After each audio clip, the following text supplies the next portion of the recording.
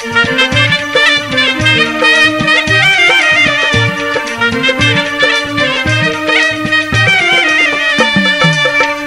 माता दी निर्मल माता जी, जय माता दी निर्मल माता जी,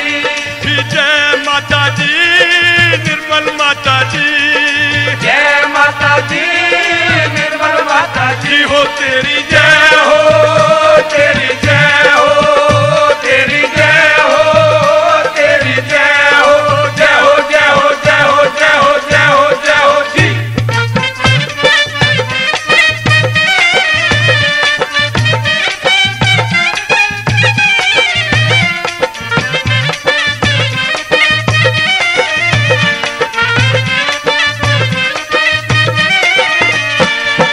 गणपति तू गौरी माता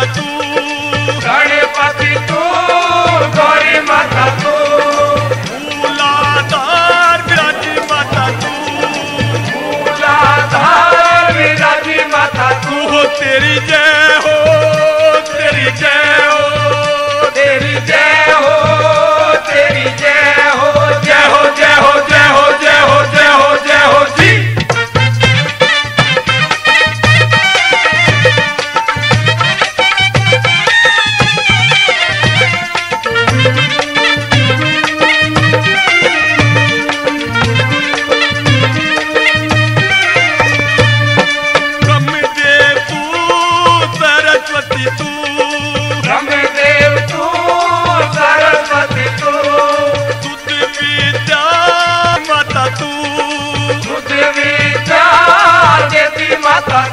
तेरी जय हो, तेरी जय हो, तेरी जय हो, तेरी जय हो, जय हो जय हो जय हो जय हो जय हो जय हो जी।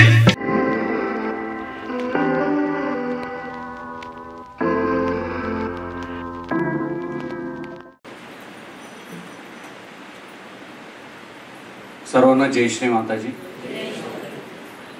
जरा थोडा एक मोकळा आवाज येऊ द्या। मला असं वाटतं की जसं मी क्लासरूम मध्ये एंट्री करतो, ती एंट्री केल्यानंतर सगळे असे एकदम टेन्स होऊन जातात, पण तो क्लासरूम आहे आणि हा सहयोग आहे। या ठिकाणी सर्व तुम्ही माझे मोठे लहान बंधू भगिनी आहात, त्यामुळे प्लीज टेन्स राहू नका। कारण की सहयोगाचं पहिलं वैशिष्ट्य जे मी अनुभवलं की सहयोगाचं प्रत्येक काम अतिशय सहजपणे होतं, आणि जर का सहजपणे काम करायचं असलं तर मग इतकं टेन्स होण्याची काही गरज नाही। प्लीज ते पाठीचा कणा सरळ वगैरे असेल ते पण विसरून जा, एकदम मोकळं बसा। आणि ऍक्च्युली मला वाटतं नियोजन 4चं होतं, येते आम्हाला 5:30 झाले। जर का उशीर झाला असेल तर मी दिलगिरी व्यक्त करतो, पण ती पण करणार नाही, कारण की मी बघितलंय की सहयोगात कोणाची येण्याची वेळ, कोणाची जाण्याची वेळ, आणि सहयोगातलं प्रत्येक कार्य श्री माताजींच्या इच्छेतून होत असतं। त्यांच्या पलीकडे सहयोगात कोणतंही काम होत नाही, हा मी स्वतः घेतलेला अनुभव आहे। बऱ्याचशा काही गोष्टी आहेत, या ठिकाणी अनेक ज्येष्ठ श्रेष्ठ सहयोगी आहेत, अनेक वर्षापासून या ठिकाणी ध्यानधारणेमध्ये सक्रिय असलेले आहेत, आणि बऱ्याच दिवसापासून भिकाभाऊंची, कुठे भिकाभाऊ, भिकाभाऊ झाले, आणि विशेषतः लोहारा कलेक्टिव्हिटी बऱ्याच दिवसापासून मागे लागली होती की सर तुम्ही या ठिकाणी आणि मार्गदर्शन करा। पहिली गोष्ट मी सांगतो की श्री माताजींचे लेक्चर्स हे ग्रेटेस्ट मार्गदर्शन आहे। मी मार्गदर्शन करणारा कोणी नाही, फक्त मी एक सांगू शकतो की मी आयुष्यात जे चुका केल्या आणि त्या चुकांमधून जे शिकलो तेवढं फक्त मी या ठिकाणी सांगेन। कारण की सहयोगात बऱ्याचदा ठेचा लागतात, असं समजा की त्या ठेचांमधून मी जे काही श्री माताजींनी मला शिकवलं ते मी या ठिकाणी सांगण्याचा प्रयत्न करतोय।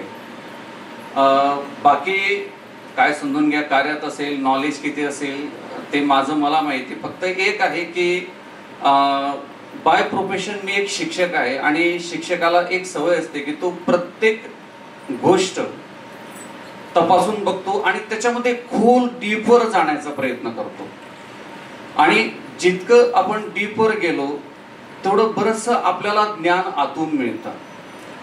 संयोगामध्ये ज्ञानाचे दोन प्रकार आहेत. एक ज्ञान श्री माताजींच्या ऑडिओ कॅसेट्स मधून, व्हिडिओ मधून आपल्याला भेटणारं ज्ञान, आणि एक ज्ञान जे श्री माताजी आपल्याला ध्यानातून देतात. ध्यान करत असताना येणारे विचार, येणारे संकेत, आणि हे संकेत जर का आपण ओळखून घेतले तर आपल्या आयुष्यामध्ये आपण निर्णय घेण्याकरता अतिशय एक सक्षम व्यक्ती बनतो. नाही स्वतःचे घेऊ शकलो, ऍटलिस्ट आपण दुसऱ्याला मार्गदर्शन करू शकतो, सांगू शकतो. कारण की एक होतं, हे बहुतेक प्रत्येकानेही अनुभवलेलं असेल की ज्या वेळेला आपण स्वतःचे व्हायब्रेशन चेक करतो, बऱ्याचदा आपण संतुलित नसतो आणि आपण क्लिअर कट ओपिनियन घेऊ शकत नाही. मग अशा वेळ आधार का की जर का दुसऱ्याला आपण विचारले तर दुसऱ्याच्या बाबतीत मात्र डोकं खूप छान चालतं. हे आपल्या जनरल लाईफ मध्ये असं की दुसऱ्याला सल्ला द्यायचा असेल तर बापरे असं बिलकुल, पण मात्र स्वतःच्या आयुष्यामध्ये आपण ज्यावेळेला निर्णय घ्यायला जातो तर त्यावेळेला आपल्याला पाहिजे तसं सुचत नाही. पण मात्र एक आहे की ज्या वेळेला आपण कोणाला व्हायब्रेशन सांगतो त्याच्यातली पहिली एक स्टेप क्लिअर आपल्याला अशी केली गेली पाहिजे की मला माझे स्वतःचे व्हायब्रेशन्स व्यवस्थित कळतात किंवा नाही. आणि जर का माझेच व्हायब्रेशन मला समजत नाही आणि मग मी मात्र दुसऱ्याचे व्हायब्रेशन चेक करायला गेलो तर समोरच्याला आपण कन्फ्यूज करून टाकू. आणि या कन्फ्युजनचे खूप सारे उदाहरणं मी बघितले. आणि या कन्फ्युजनमुळे घाबरलेले, व्यथित झालेले सहयोगी पण ज्यावेळेला त्यांना सत्य समजतं तर त्यावेळेला परिस्थिती फार वेगळी असते. मग त्यांना फार हलकं वाटतं की नाही मी वेगळ्याच भ्रमात होतो. तर आज मी जो तुमच्या समोर उभा आहे तर मला या ठिकाणी जे काही बोलायचं आहे तर त्याच्यातले दोन टप्पे मला बोलायचे आहे. सगळ्यात महत्वाचं पहिली स्टेप ध्यान, धारणा आणि समाधी. ही पहिली स्टेप मला या ठिकाणी क्लिअर करायची आहे. दुसरी स्टेप की प्रत्येक सहजयोगाला आपल्या स्वतःच्या हातावर स्वतःचे व्हायब्रेशन की माझी आजची स्थिती कशी आहे फार महत्वाचं आहे. त्याशिवाय ध्यानाची प्रगती होऊ शकत नाही. नाव न घेता काही उदाहरणं पण मी या ठिकाणी शेअर करेन आणि तुम्ही पण ते व्हायब्रेशनने त्याची सत्यता पण बघू शकतात. ह्या दोन स्टेजेस या ठिकाणी मला करायचे, तुमच्याशी कम्युनिकेट करायचं आहे. कुणी हा गैरसमज करू नका की सरांना नॉलेज जास्त म्हणून सांगताय, तसं अजिबात नाही. फक्त असं समजा की जसा एखाद्याने अनुभवलेला एखादा प्रसंग जसा समोरचा सांगतो, मी असं गेलो होतो, हिमालयात गेलो आणि मग ते काय बघितलं आणि तो अनुभव शेअर करतो, असं समजा की मी फक्त तुमच्याशी अनुभव शेअर करतो आहे. कारण की ज्ञान देण्याचं काम फक्त श्री माताजींचं आहे आणि श्री माताजीच ते काम करत असतात. तर फक्त मी एक प्रयत्न करतोय आणि जे पण असेल ते व्हायब्रेशन बेस मी तुम्हाला या ठिकाणी सांगण्याचा प्रयत्न करतोय. ठीक आहे, तर करायची सुरुवात चालेल. थोडस जरा होकार जोराने येऊ द्या. तुम्ही परत टेन्स होऊन गेला, मला परत क्लासरूम मध्ये गेल्यासारखं वाटलं तर मला क्लासरूम मध्ये काही घेऊन जाऊ नका.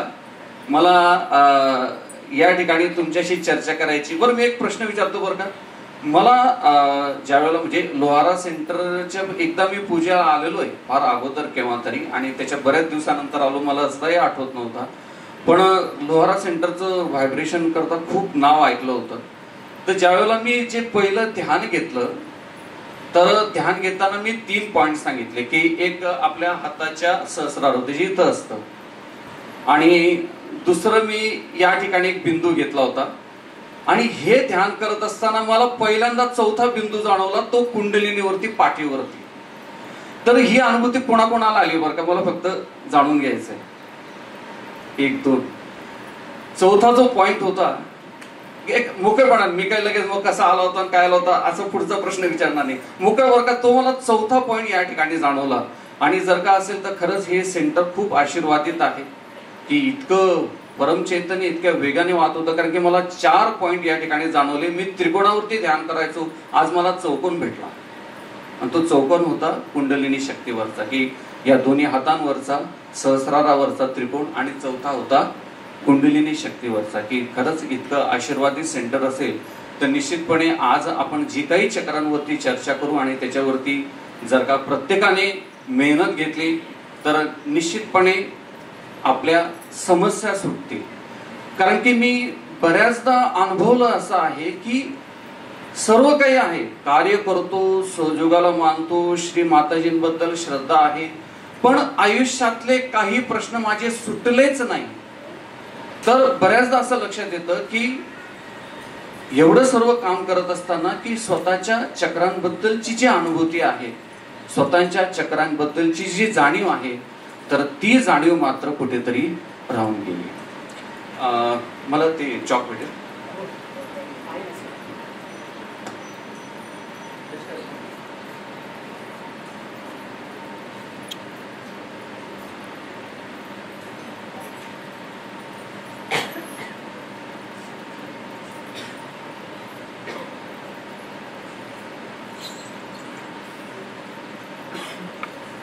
माझा आवाज येतो की तिकडे शेवटपर्यंत येतोय ना?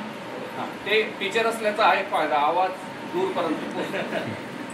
तर मी एक सूक्ष्म देहाची एक टेंटेटिव्ह डायग्राम या ठिकाणी काढतो.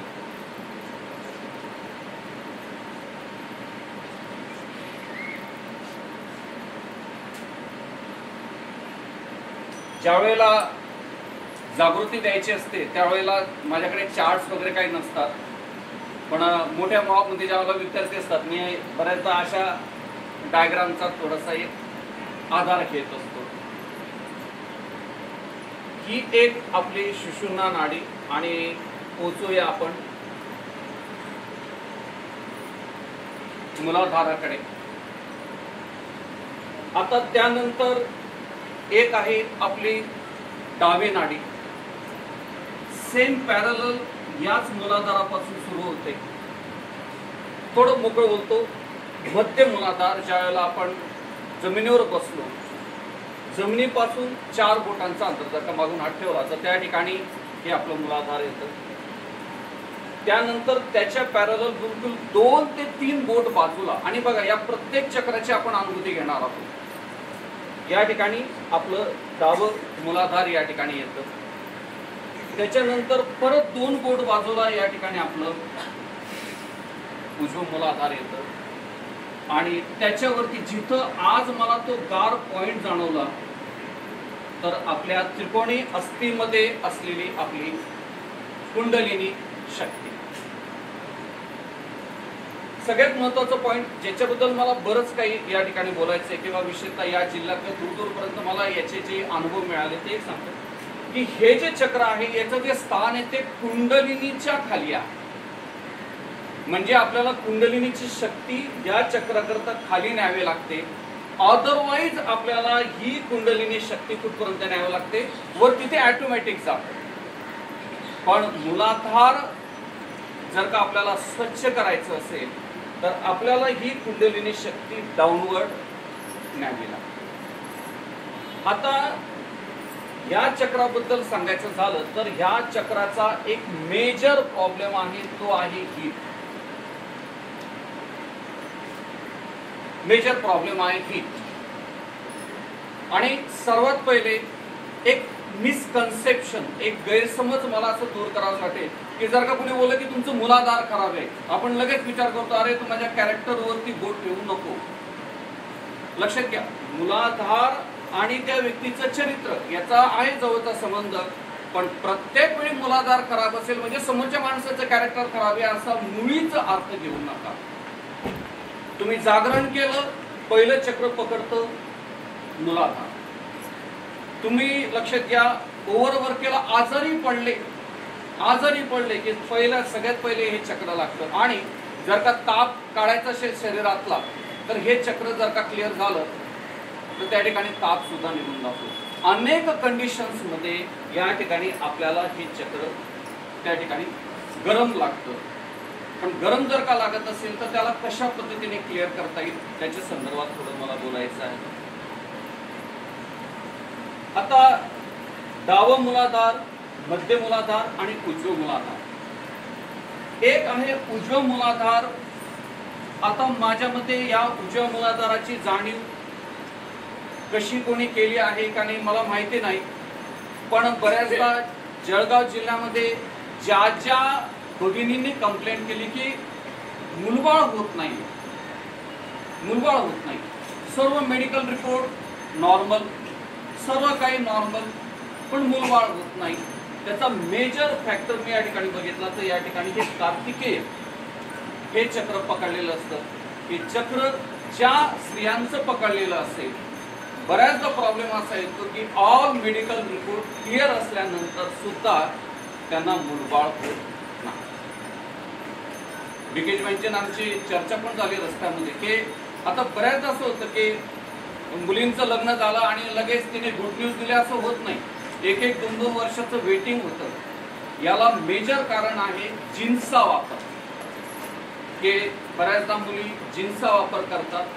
लक्षात घ्या, या जीन्समुळे सगळ्यात महत्त्वाचं मुलाधारावरती इम्पॅक्ट होतो. आणि त्याचं सगळ्यात महत्त्वाचं एक कारण, मुलाधार जर का जडत्व त्या ठिकाणी असेल, ते गरम असेल, तर पहिलं सिम्पटम याचं आहे की थकवा, माणसाला खूप थकवा जाणवतो.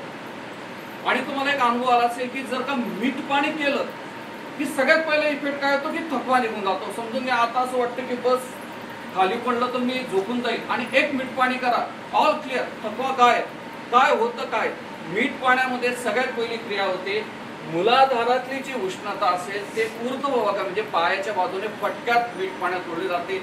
जशी याची उष्णता निघाली, माणूस एकदम फ्रेश. कारण की लक्षात घ्यायला नाव दिलेलं आहे मूल आधार, म्हणजे आपला जो सूक्ष्मदेववरती जो कार्य करणार आहे, कुंडलिनी जे आपले कार्य करणार आहे, त्याला आधार, त्याला सपोर्ट द्यायचं काम मूलाधार करतं. आणि जर का सपोर्ट वीक असेल तर बिल्डिंग खाली पडते, बिल्डिंग कोसळते. मग आता जर का हे चक्र क्लिअर करायचं असेल तर काय केलं गेलं पाहिजे? मग त्याला 2च पर्याय. काय? गणेश मंत्र, गणेश अथर्व शीर्ष, बरोबर. आणि मग बाकीचं जे काय असेल की कार्तिक यांचे 11 नावं, याचे 21 नावं, त्याचे 31 नावं, याचे 51 नावं, याचे 101 नावं, 1001 नावं भरपूर घेतली जातात, पण बऱ्याचदा क्लिअरन्स होत नाही. याला मेजर कारण जे मी अनुभवलेलं, मी तुम्हाला हेच बोलतो की जे चुका होतात त्याच्यातून जे काही शिकायला मिळतं ते फक्त मला या ठिकाणी सांगायचं आहे. बऱ्याचदा असं होतं की मंत्रोच्चारण होतं, पण मंत्रोच्चारण होत असताना त्या चक्रावरती जे आपलं चित्त जायला पाहिजे ते चित्त त्या ठिकाणी जात नाही. आपल्याकडे एखादी पूजन झालं, एखादी पूजा ठेवली, ब्राह्मण पण काय करतो सुरुवातीला की त्या ठिकाणी गणेश अथर्व शीर्ष म्हणतो. पण एक गोष्ट मात्र आहे, कोणाचंच त्याच्याकडे लक्ष नसतं. आता होतं काय, आपण पण सहयोगी, चला आपण पण गणेश अथर्व शीर्ष म्हणायला लागलो. गणेश अथर्व शीर्ष स्टार्ट करतो, आपलं पहिलं लक्ष जातं आपल्या शब्दांकडे, मी काय शब्द बोलतोय. नमस्ते गणपतये सुरुवात झाली, आणि होतं असं की त्या चक्रावरती, त्या बिंदूवरती आपलं लक्ष जात नाही.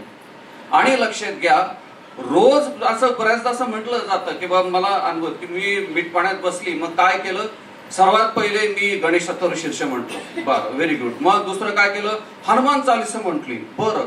एवढं म्हणून टाकलं, एक मीठ पाणी केलं, गणेश अथर्व शीर्ष, हनुमान, आणखी काय काय 2-4 एकादश रुद्र, आणखी काय ते बॅक आज्ञावरती, एवढे मंत्र म्हणून टाकले.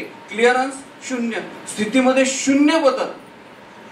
मग हे असं का झालं याचं लक्षात घ्या. एक बदल आपल्याला या ठिकाणी करायचा आहे की जर का तुम्ही गणेश अथर्व शीर्ष म्हणताय, कोणताही मंत्र म्हणताय, सगळ्यात पहिले एक काम आपल्याला करायचं आहे, संपूर्ण चित्त त्या चक्रामध्ये, त्या चक्रामधून येणाऱ्या व्हायब्रेशन्स कडे, आणि मग आपल्याला गणेश अथर्व शीर्ष त्या ठिकाणी म्हणायचं आहे. गणेश मंत्रही त्या ठिकाणी आपल्याला म्हणायचं आहे. मंत्र एकदा म्हणा, मंत्र 100 वेळा म्हणा, पण मात्र एक त्या चक्रापर्यंत आपण पोहोचलो पाहिजे. लक्षात घ्या, आपलं ध्यान आणि एक कॉमन पर्सन ध्यान याच्यामध्ये फरक काय. मी बऱ्याचदा जागृती दिल्यानंतर मुलांना सांगतो की तुमच्यात एक बदल झाला. कोणता? की समजून घ्या, एक मोबाईल आहे आणि त्या मोबाईल मधलं सिम कार्ड काढून घेतलं, तर आपण किती बटन दाबले, एकही फोन त्या मोबाईल मधनं लागत नाही, कारण की काय, त्याच्यातलं सिम कार्ड काढून घेतलं. म्हणजे काय, ते जे मेन नेटवर्क आहे त्याच्याशी तो कनेक्ट झाला नाही. बरोबर. आपल्यामध्ये आणि इतरांमध्ये हा फरक आहे. आपण कुंडलिनी शक्ती जागृत झाली म्हणजे जीवाचं आणि शिवाचं मिलन झालं. शिव म्हणजे परमेश्वर, जीव म्हणजे आपण. मग याच्यातलं जोडणारी महत्वाची कडी कोणती आहे? व्हायब्रेशन्स. त्याची महत्वाची कडी कोणती आहे? व्हायब्रेशन्स. आणि ज्या वेळेला आपण एखाद्या मंत्रोच्चारण आपण त्या ठिकाणी करतोय, गणेश अथर्व शीर्ष म्हणतोय, ह्या देवतेची 108 नावं, त्या देवतेची 108 नावं म्हणतोय, आणि नाव म्हणताना जर का आपलं लक्ष शब्दांकडे असेल आणि जर का आपलं लक्ष परम चैतन्याकडे नसेल तर त्या ठिकाणी ते एक कर्मकांड होऊन जातं, कारण की त्याचे रिझल्ट येत नाही. याचं एक उदाहरण सांगतो मी. मुंबईचे आमचेच नातेवाईक होते. तर असं होतं की ती जी मुलगी होती तिला ट्विन्स होणार होते. आणि तुम्हाला माहिती आहे की जर का एखादी स्त्री गरोदर असेल तर तिला एक गरोदर असेपर्यंतचा एक डायबिटीस येतो, आणि तिची एकदा डिलिव्हरी झाली की तो डायबिटीस चालला पण जातो. मग व्हायचं असं की रोज संध्याकाळी फोन, मग मी तिला सांगायचं एक काम कर, मीठ पाण्यात बस, अशा पद्धतीने प्रोसिजर कर, गणेश अथर्व शीर्षाचे हे फायदे. मग तिने काय केलं, मी तिला सांगितलं होतं गणेश अथर्व शीर्ष, तिने काय केलं, हनुमान चालीसा वाढवून घेतली. हनुमान चालीसा वाढवली. हनुमान चालीसा वाढवल्यानंतर आणखी बरंच काही तिला शेजारीने सांगितलं, हा तो एक मंत्र, तिने सांगितलं तो एक मंत्र, सर्व बाधानाशक मंत्र वाढवून घेतलं. बरंच काही. रोज संध्याकाळी फोन आला की पहिले चेक काय की कंडिशन चेक करा. आता लक्षात घ्या, तसा विषय मी स्वादिष्टानाकडे येणारच आहे की आपला जो डायबिटीस आहे हा डायबिटीस ऍक्च्युली येतो आपल्या राईट स्वादिष्टानापासून. आपली ही याची जी लेवल असते राईट स्वादिष्टान, त्याच्यावरून आपल्याला डायबिटीस चेक करता येतो.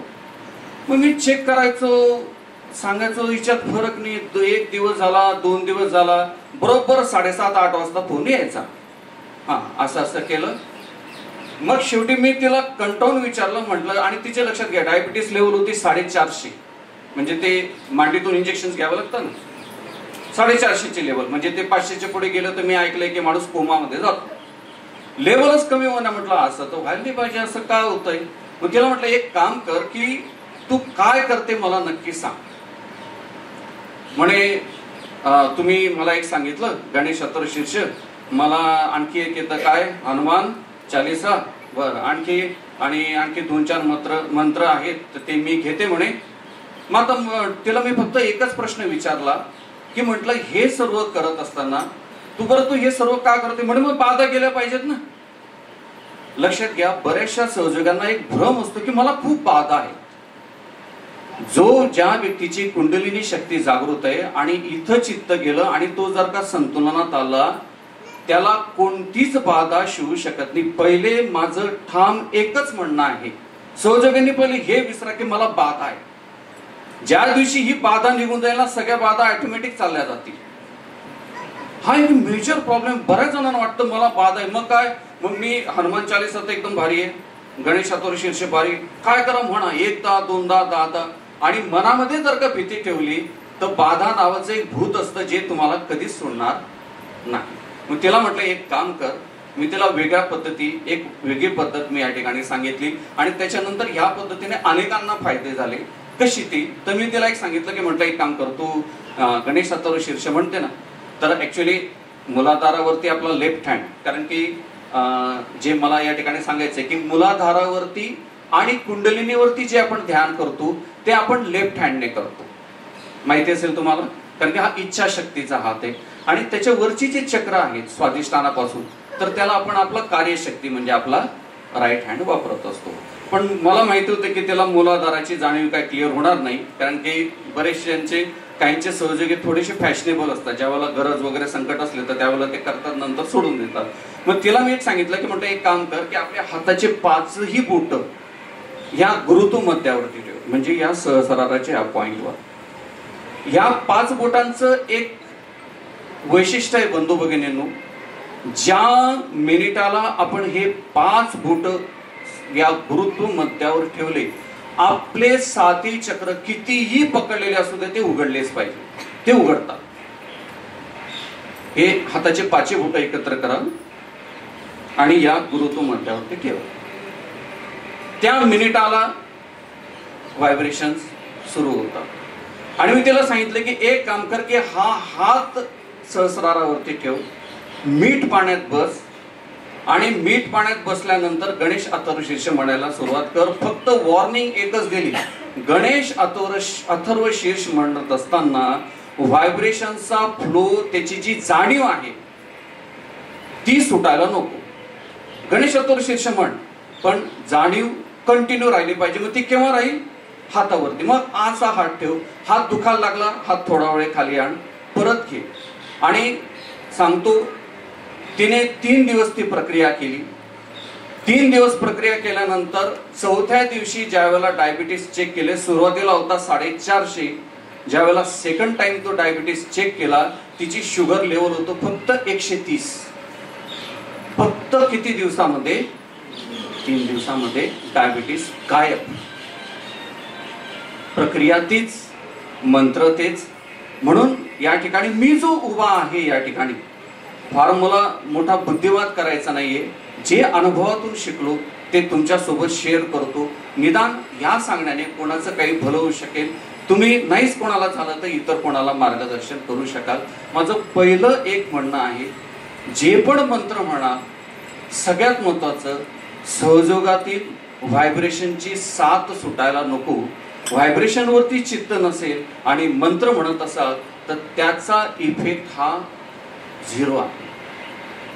आणि झाला असं, तिचा डायबिटीस तर लक्षात घ्या, जेव्हा तो डायबिटीसचा रिपोर्ट आला, घरातले सगळे नाचायला लागून गेले, कारण की टेन्शन असतं ना एवढा हाय डायबिटीस असलं.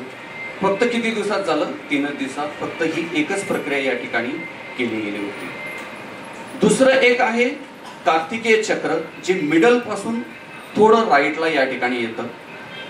मी काही विशिष्ट चक्रांवरती बोलेन आणि शेवटचं जे सगळं माझं झाल्यानंतर एक जे ध्यान आपल्याला घ्यायचंय, या प्रत्येक चक्राची अनुभूती आणि हातावरचे व्हायब्रेशन्स आता आपल्याला जाणवलेच पाहिजे, असा एक निश्चय आपण या ठिकाणी करूया. किंवा श्री माताजींकडे आग्रहाचं मागणं करू की श्री माताजी, या सेशनच्या एंडला मला माझ्या प्रत्येक चक्राची जाणीव झालीच पाहिजे. फक्त एक ते मुलाधाराला एवढा वेळ लागला, सहस्रारापर्यंत केव्हा पोहोचतो काय माहिती.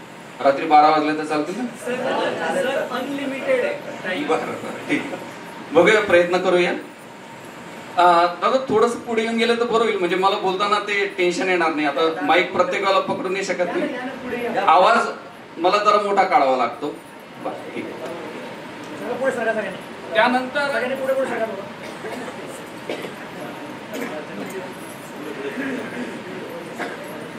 पुढचं चक्र ज्याबद्दल मी या ठिकाणी चर्चा करतोय, आता सगळ्यात पहिले मी डावी नाडी काढतो, जे मी स्वतः अनुभवली. आता फॉर एक्झाम्पल डावी नाडी जर का आपल्याला अनुभवायची असेल तर आपण जो विराटाचं चित्र बघतो त्याच्यात असं होतं की बिलकुल एकदम पट्टीचे रेष सारखी अशी नाडी काढलेली असते, बरोबर आहे. ती अशी समजा पट्टी लावली तर अशी सरळ येते आणि इकडे होते. पण नाडीचा प्रवास हा इतका सरळ नाही. आता ठीक आहे, ते चित्र आहे, एक प्रिंट आहे, मग प्रिंट जर का असेल तर त्यांना ते त्या पद्धतीनेच काढावं लागेल.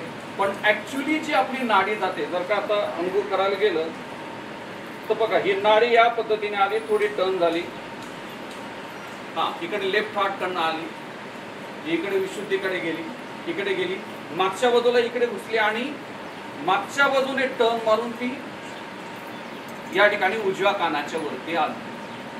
आता हे मी प्रत्यक्ष जाणीवरून करतोय आणि ही जाणीव प्रत्येकाला करायची. लक्षात घ्या, हा जो टर्न आहे हा प्रत्येकाचा वेगवेगळा असू शकतो. लक्षात घ्या, प्रत्येकाचा वेगवेगळा असू शकतो. आपल्याला फक्त या ठिकाणी अनुभूतीच्या पलीकडे मला एकही शब्द बोलायचा नाही. व्हायब्रेशनची जाणीव, बस, त्याच्या पलीकडे मला काहीच बोलायचं नाही.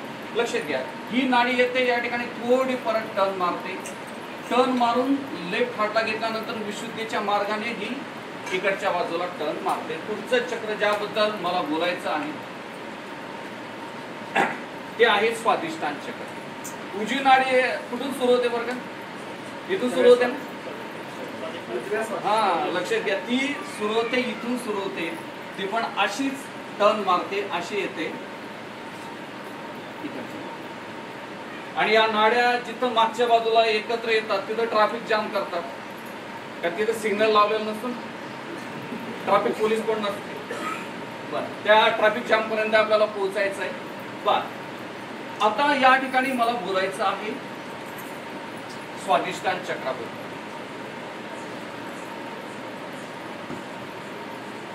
मूलाधार आणि स्वादिष्टान जर का क्लिअर करायचं असेल, अदरवाईज मी जे व्हायब्रेशन जे काय बघतो, माझे स्वतःचे बघतो किंवा इतर कोणाचे चेक करतो, मला एक असं लक्षात येतं की मॅक्सिमम प्रॉब्लेम जे आहेत, विशेषतः आधुनिक काळातले, हे मॅक्सिमम प्रॉब्लेम रिलेटेड आहेत मूलाधार आणि स्वादिष्टानाशी. स्वादिष्टान काय काय देऊन जातं? स्वादिष्टान खराब झालं तर पहिलं फळ देतो डायबिटीस, दुसरा देतो ब्लड प्रेशर, तिसरा देतो ॲलर्जीज. हे 3 देतो आणि लक्षात घ्या हे 3ही आजार कधीच बरे होत नाही. याचं एक उत्तर मला असंच एका सिनियर संयोगाशी बोलताना मला लक्षात आलं की स्वादिष्टानावरती स्थान आहे ब्रह्मदेव आणि सरस्वती या देवतेंचं. मॅक्सिमम राक्षसांनी काय केलं, ह्या देवतांना खुश केलं आणि त्यांच्याकडनं काहीतरी आशीर्वाद घेतले. नंतर मग गोंधळ करायला सुरुवात केलं. मग झालं की विष्णूंना अवतार घ्यावे लागले, वामन अवतार घ्यावा लागला, हा अवतार तो अवतार घ्यावा लागला आणि मग त्या राक्षसांचा विनाश झाला. या चक्राचं एक वैशिष्ट्य असं आहे स्वादिष्टान चक्राचं की हे चक्र क्लिअर होतं पण थोड्या वेळाने ते परत पकडलं जातं. म्हणून लक्षात घ्या, डायबिटीज आणि ब्लड प्रेशर किंवा ॲलर्जीज याच्यावरती गोळ्या औषधं निघू शकले नाही आणि निघाले तर ते फक्त तात्पुरती रिलीफ देतात. म्हणजे बीपीची गोळी जर का आज सकाळी घेतली असेल तर उद्या सकाळी ती परत घ्यावी लागते. मग आता लक्षात घ्या, ह्या आजारांवरती जर का आपल्याला कंट्रोल करायचं असेल तर आपल्याला स्वादिष्टान क्लिअर केलं गेलं पाहिजे. मग आता स्वादिष्टान आणि मूलाधार याच्यातल्या ज्या बाधा असतात, या सगळ्या बाधा ज्या असतात त्या हीटशी रिलेटेड आहे. म्हणजे त्याच्यामध्ये असते उष्णता. आणि जर का उष्णता काढायची असेल तर बेस्ट प्रकार कोणता? बेस्ट प्रकार आहे मीठ पाणी. जर का स्वादिष्टान गरम असेल, मूलाधारामध्ये उष्णता असेल, लक्षात घ्या मूलाधारातली उष्णता कशी लक्षात येते, लक्षात घ्या ज्याचं मूलाधार फार पकडलेलं असेल ना त्याला डोळे पण असे पूर्ण उघडता येत नाही, त्याचे डोळे असे अर्धे झाकलेले असतात कारण की ते इतकं वजन आहे. जसं तुम्ही कैदी बघितला असेल, एखादा मोठा कैदी असला तर त्याच्या पायाला साखळदंड बांधले जातात आणि कोणाला 2 किलो 4 किलो 6 किलोचं वजन लावलं जातं.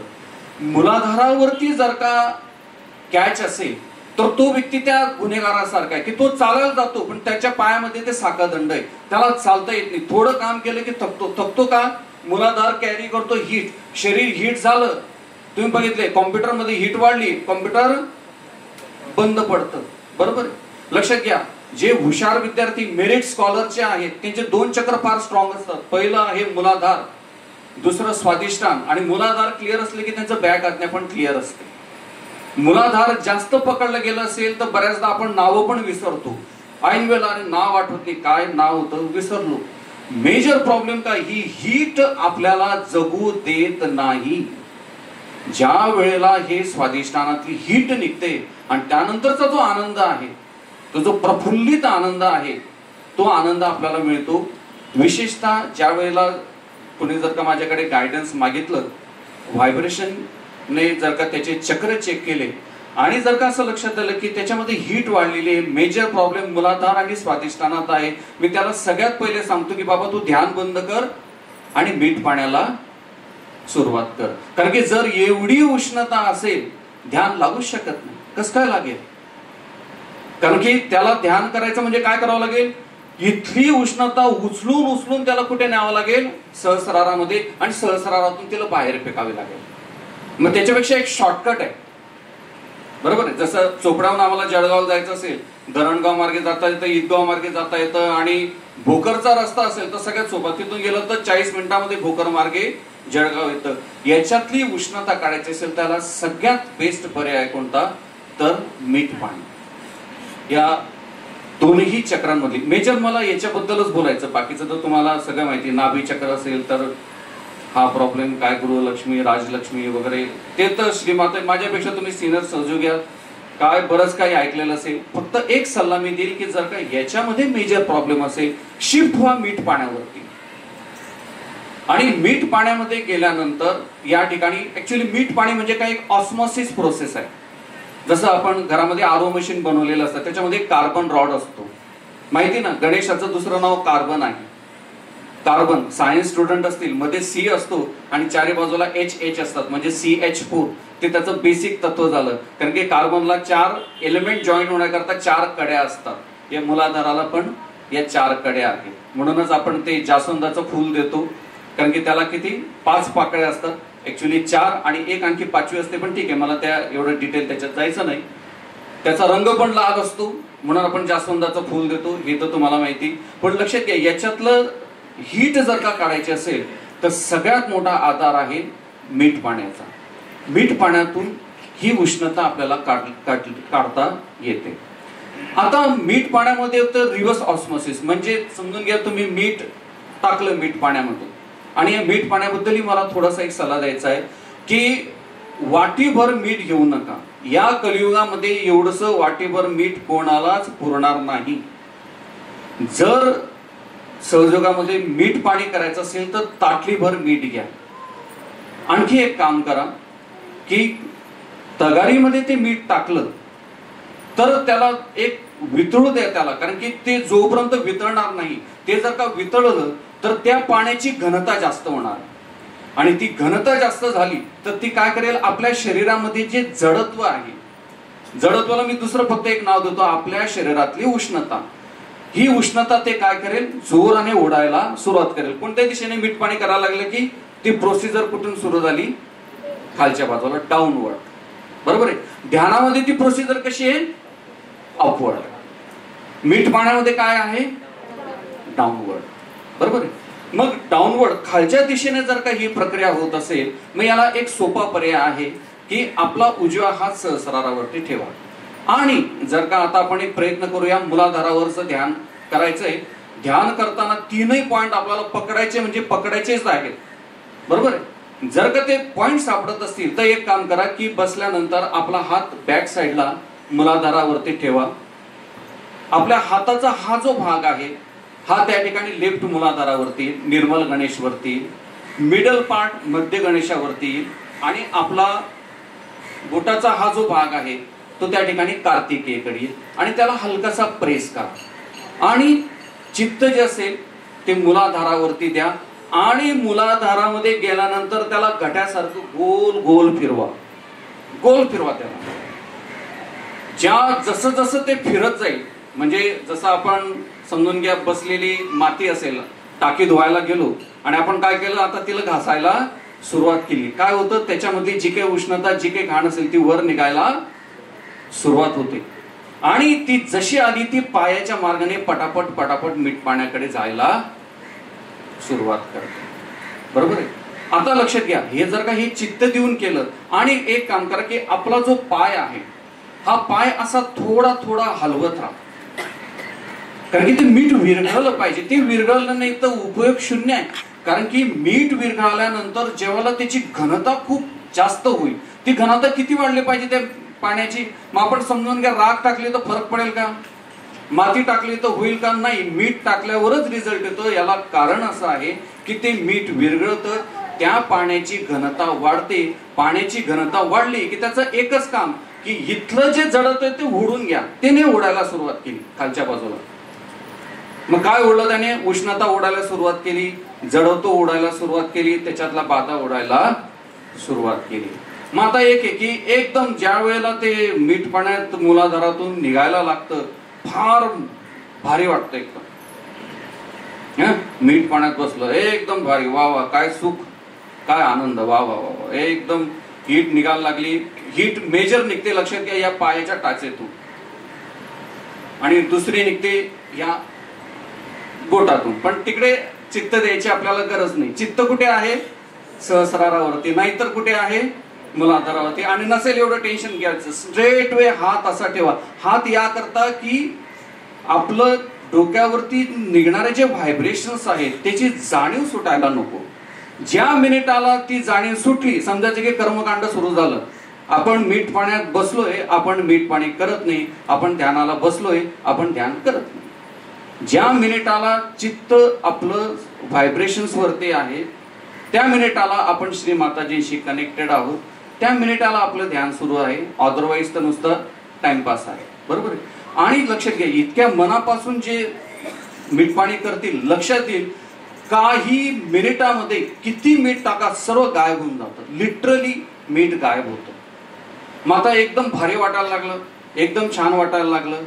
5 मिनिट झाले, 10 मिनिट झाले, 15 मिनिट झाले, 20 मिनिट झाले, पायच काढायचा जीव होत नाही. काय करायचं मग? बसायचं का 20 मिनिट? मग 10 मिनिटाचा नियम काय आहे? त्याच्या मागचं जे मी स्वतः अनुभवलेलं आहे. मी बोललो ना, मी पहिले चुका केल्या. मला आठवतं एकदा कृष्ण पूजा होती, सकाळी 5 वाजता उठलो, ब्रह्मसमय होता, बसलो ध्यानाला. हे असं भारी वाटायचं, वावा एकदम छान होतं. अर्धा तास बसलो, पण ज्या वेळेला पाय बाहेर काढले, सगळे हात गरम, पाय गरम, बॉडी गरम. झालं काय? जास्त वेळ बसल्यामुळे ती जी तगारी होती, त्याची जी क्षमता होती, त्याच्यापेक्षा जास्त उष्णता आली. त्या अर्धा तासामध्ये माझं चित्त कुठेतरी भरकटलं असेल. काय होणार बरं का? ती जी खाली गेलेली जी उष्णता होती ती रिव्हर्स वरती येऊन गेली. आणि रिव्हर्स आल्यानंतर, आणि मी एक वॉर्निंग देऊ इच्छितो, वाटतं तुम्ही व्हायब्रेशनने चेक करा. गेलेल्या बाधा ज्या वेळेला परत येतात त्या लवकर जात नाही, ते खूप त्रास देतात. मीठ पाणी ही एक ट्रीटमेंट आहे, आणि जर का ही ट्रीटमेंट प्रॉपरली केली नाही तर त्याचे पण साईड इफेक्ट्स पाहायला भेटतील. अतिशयता, जिथं अतिरेक केला, फॉर एक्झाम्पल नारळ ट्रीटमेंटने फायदा होतो. रोज नारळ घेतलं ठेवलं, रोज नारळ घेतलं ठेवलं, एके दिवशी त्याचे दुष्परिणाम व्हायला लागतील. आपण गोळ्या घेतो किंवा आजारी पडू तेवढ्याच, नाही बा एकदम छान होतं मग वर्षभर घेऊन टाकल्या, तसं करत नाही, किडनीचे आजार लागून जातील. लक्षात घ्या, ट्रीटमेंट करत असताना कधीही कितीही मीठ पाण्यात तुम्ही छान पैकी बसले, किती छान अनुभूती येऊ द्या, कितीही बरं वाटू द्या, मी तर मोबाईल मध्ये टायमर लावायला सांगतो. टायमर लावा, कारण की काय वेळेला असं होतं की मीठ पाण्यात बसलं तर बिलकुल हरून जातो माणूस. मीठ पाण्यात बसलं की बिलकुल हरून जातो. काही तर भजनं लावून देतात, चुकीचं आहे. मीठ पाण्यामध्ये भजन कशाला ऐकायचं? भजन ऐकणं हा वेगळा प्रकार आहे. मीठ पाणी करत असाल, पहिलं चित्त कशावरती? परम चैतन्यावरती. एक तर सहस्रारावरती घ्या, किंवा ज्या चक्रामध्ये तुम्हाला प्रॉब्लेम असेल त्या चक्रावरती घ्या. 10 ते 12 मिनिट झाले, सरळ पाय त्याच्यातून काढून घ्या. पाय काढा, पाण्याने ते आपले पाय धुवून घ्या. बाजूला जे कापड ठेवलं त्याच्यावरती पाय पुसून घ्या आणि ते मीठ फेकून द्या. पण मग असं वाटलं की काय मन काही भरलं नाही, असं वाटतं की चला अजून करावं. मग एक काम करा, तुम्हाला अजून मीठ पाणी करायची इच्छा असेल, एक काम करा, परत सेटअप सेकंड टाइम लावा. मी बऱ्याचदा काही जणांना सल्ले देतो की तुम्ही ऍट ए टाइम एकाच वेळी 3-3 वेळा मीठ पाणी करा, कारण इतकी उष्णता साचलेली असते. आणि ही उष्णता साचण्याचं कारण काय? मीठ पाणी बंद करून देणे. बऱ्याचदा असं होतं, काय होतं, आज राहिलं, उद्या राहिलं, आठवडा गेला, 15 दिवस गेला, 20 दिवस गेला, एवढी उष्णता साचून जाते. त्यामुळे मला काही वेळेला सांगावं लागतं की बाबा एक काम कर, 3 वेळा लागोपाठ मीठ पाण्यामध्ये बस. पण 3 वेळेला मात्र एक संकेत पाळायचा. 10वा 12वा मिनिट आटोपला की त्या मिनिटाला पाय काढायचे, पाय काढायचे, पाय धुवायचे, पाणी फेकायचं, एक 2-3 मिनिटाचा ब्रेक होतो, परत मीठ पाण्याला त्या ठिकाणी बस. कारण की जर का काही वेळेला उष्णता जास्त असली तर ती उष्णता काही वेळेला खालीवर करते. म्हणजे हीट जास्त असली ती मीठ पाण्यात पण जाते आणि परत वरती पण येते. वरती काय येते? कारण की इथं सहस्रारातून पण ध्यान सुरू आहे, व्हायब्रेशन फ्लो इथून पण येत आहेत आणि पायातून खाली जात आहेत. 2 फ्लो सुरू आहे, एक डोक्यातून आणि एक पायातून. मग समजून घ्या, इनकेस चुकून काही उष्णता वर आली, सेकंड टाइम मीठ पाणी केलं, ते परत कुठे जाणार आहे? मीठ पाण्यात जाणार आहे. चुकून आणखी काही राहून गेली, आणखी परत तिसऱ्या याच्यातून करून घ्या. किती वेळ लागेल? 30 मिनिट, 35 मिनिट. पण माझं काय म्हणतो त्याला, पण गॅरंटी आहे त्या 35 मिनिटानंतर तुम्ही टोटली बदललेले असाल. पण मग ही 3 वेळा प्रत्येकाने करायची का? नाही तर मग काय, सरांनी सांगितलं बस ठेवतानाच 3 ताटल्या ठेवून दिल्या. अगर सांगितलं ना 3 असे फायदे. लक्षात घ्या, ज्याला मूलाधारात जास्त उष्णता असेल, आपण पाणी किती पितो? जेवढी ताण असेल तेवढं. उन्हाळा असेल तर काय पूर्ण तांब्याभर पाणी पितो, पण तेवढी गरज असते शरीराची. हे मीठ पाणी कोण करेल? ज्याला मूलाधारात खूप उष्णता जाणवते आहे त्याने करावं. काहींचं मूलाधार ऑल क्लिअर आहे, उष्णता नाहीये, एक वेळा मीठ पाणी केलं लक्षात येतं. आता हे पण आपल्याला बघायचं की माझं पर्सेंटेज काय, हे येतात मूलाधार आहे, उष्णता आहे किंवा नाही. जसं आपण डॉक्टर आपल्याला पहिले चेक करतो आणि मग पुढची ट्रीटमेंट सांगतो, रोज आपण स्वतःला चेक करणार आहोत. ती आपली एक लास्ट स्टेज आहे. एक महत्वाची सूचना मी या ठिकाणी ती याच्याच करता द्यायला आलो. मीठ पाणी करताना समजून घ्या असं झालं की मीठ पाणी करतोय, पण मग एक काम करते व सासूबाई मीठ पाणी करताय आणि सुनबाई किचन मध्ये काहीतरी काम करताय. सासूबाईंचं दोन चित्त, एक चित्त मीठ पाण्यामध्ये, दुसरं चित्त सून काय करते. बरोबर आहे, काय करते आणि काय खाते. किचन मध्ये ना मी तर बसली बघ, मीठ पाण्यातून तो पाय निघणार नाही, होऊ शकतं बघा चित्त. आता असं डबल माइंडेड काहींचं असं टीव्ही बघता बघता मीठ पाणी, 2 in 1. असं मीठ पाणी जर का झालं त्याचे साईड इफेक्ट असे होतात, तुमचं चित्त ज्या मिनिटाला हरवलं, ही जी निगेटिव्हिटी, हार्ड निगेटिव्हिटी, जडत्व असलेली निगेटिव्हिटी, त्या मिनिटाला ती वर चढायला सुरुवात करते. मी तर म्हणतो मीठ पाण्याला जर का वेळ नसेल करू नका. आणि बघा बंधू भगिनींनो, मी माझ्या अनुभवातून सांगतो, रॉंग मीठ पाणी केल्याने लोकांचे प्रॉब्लेम्स वाढलेले आहेत. पहिला प्रॉब्लेम, हीट इतकी वाढते, विशुद्धीच्या वरती व्हायब्रेशन्स येत नाही पहिली. कारण की लक्षात घ्या, हीट कुठून निघेल ती इथपर्यंत पण येऊन जाईल. विशुद्धी तुम्हाला माहिती नाही, एकदम बारीक वॉल सारखी एकदम छोटीशी, ती क्रॉस करत नाही त्याला. आणि हे मी स्वतः भोगलेलं आहे. मग मी असं ध्यान करायला लागतो, हे असं, मग इथून त्याला काढा बाहेर. कारण की व्हायब्रेशन जे आहे ती इथून पण येतात, नाही तर इथून पण, चक्रातून पण बाहेर येतात. मेजर प्रॉब्लेम पहिला जर का येतो तर त्या ठिकाणी ही हीट आपल्याला त्रास देते. ती जर का परत गेली नाही तर ती आपल्याला परमनंट डॅमेज करते. म्हणून मीठ पाणी करताना पहिले बघा, मीठ पाणी सकाळी 4 वाजता केलं पाहिजे, 6 वाजता केलं पाहिजे, मी अजिबात म्हणणार नाही. माझं ध्यानाचं पहिलं एक तत्व आहे, ज्या मिनिटाला तुम्हाला सोयीस्कर वाटत असेल त्याच वेळेला ध्यान करा. ज्या वेळेला सोयीस्कर वाटत असेल, दुपारी 3 वाजता ध्यान करता, मीठ पाणी करता, काहीच प्रॉब्लेम नाही. पण जे कराल कसं कराल, संतुलित कराल. वेळेला महत्व नाही. रात्री 12 वाजता झोपताय आणि सकाळी 4 वाजता उठून ध्यान करताय, दुसरा दिवस वाईट जाईलच. 4 तास झोप झाली, शरीरातली उष्णता वाढून जाईल. शरीरातली उष्णता वाढली, पहिला इफेक्ट येतो मूलाधारावरती. काही दिवसांनी ध्यान होणं शक्य होणार नाही. लक्षात घ्या, जो रेग्युलर ध्यान करणार आहे, 4 ते 6 मधलं ध्यान आणि नंतरचं ध्यान असेल, जर का संतुलन असेल, मी मान्य करतो ना 4 ते 6 मधले जबरदस्त स्पीड असतो, ब्रॉडबँड स्पीड असतो, इतर वेळेला स्पीड असतो. पण माझं बऱ्याचदा म्हणणं की सकाळी 4 वाजता उठून ध्यान करत असाल तर सगळ्यात पहिले एक काम करा, रात्री वेळेवर झोपायची सवय डेव्हलप करा. रात्री 1-1 वाजेपर्यंत मोबाईल बघत असाल आणि सकाळी 4 वाजता उठून ध्यान करत असाल, शरीराचे दुसरे रोग तुम्ही लावून घ्या.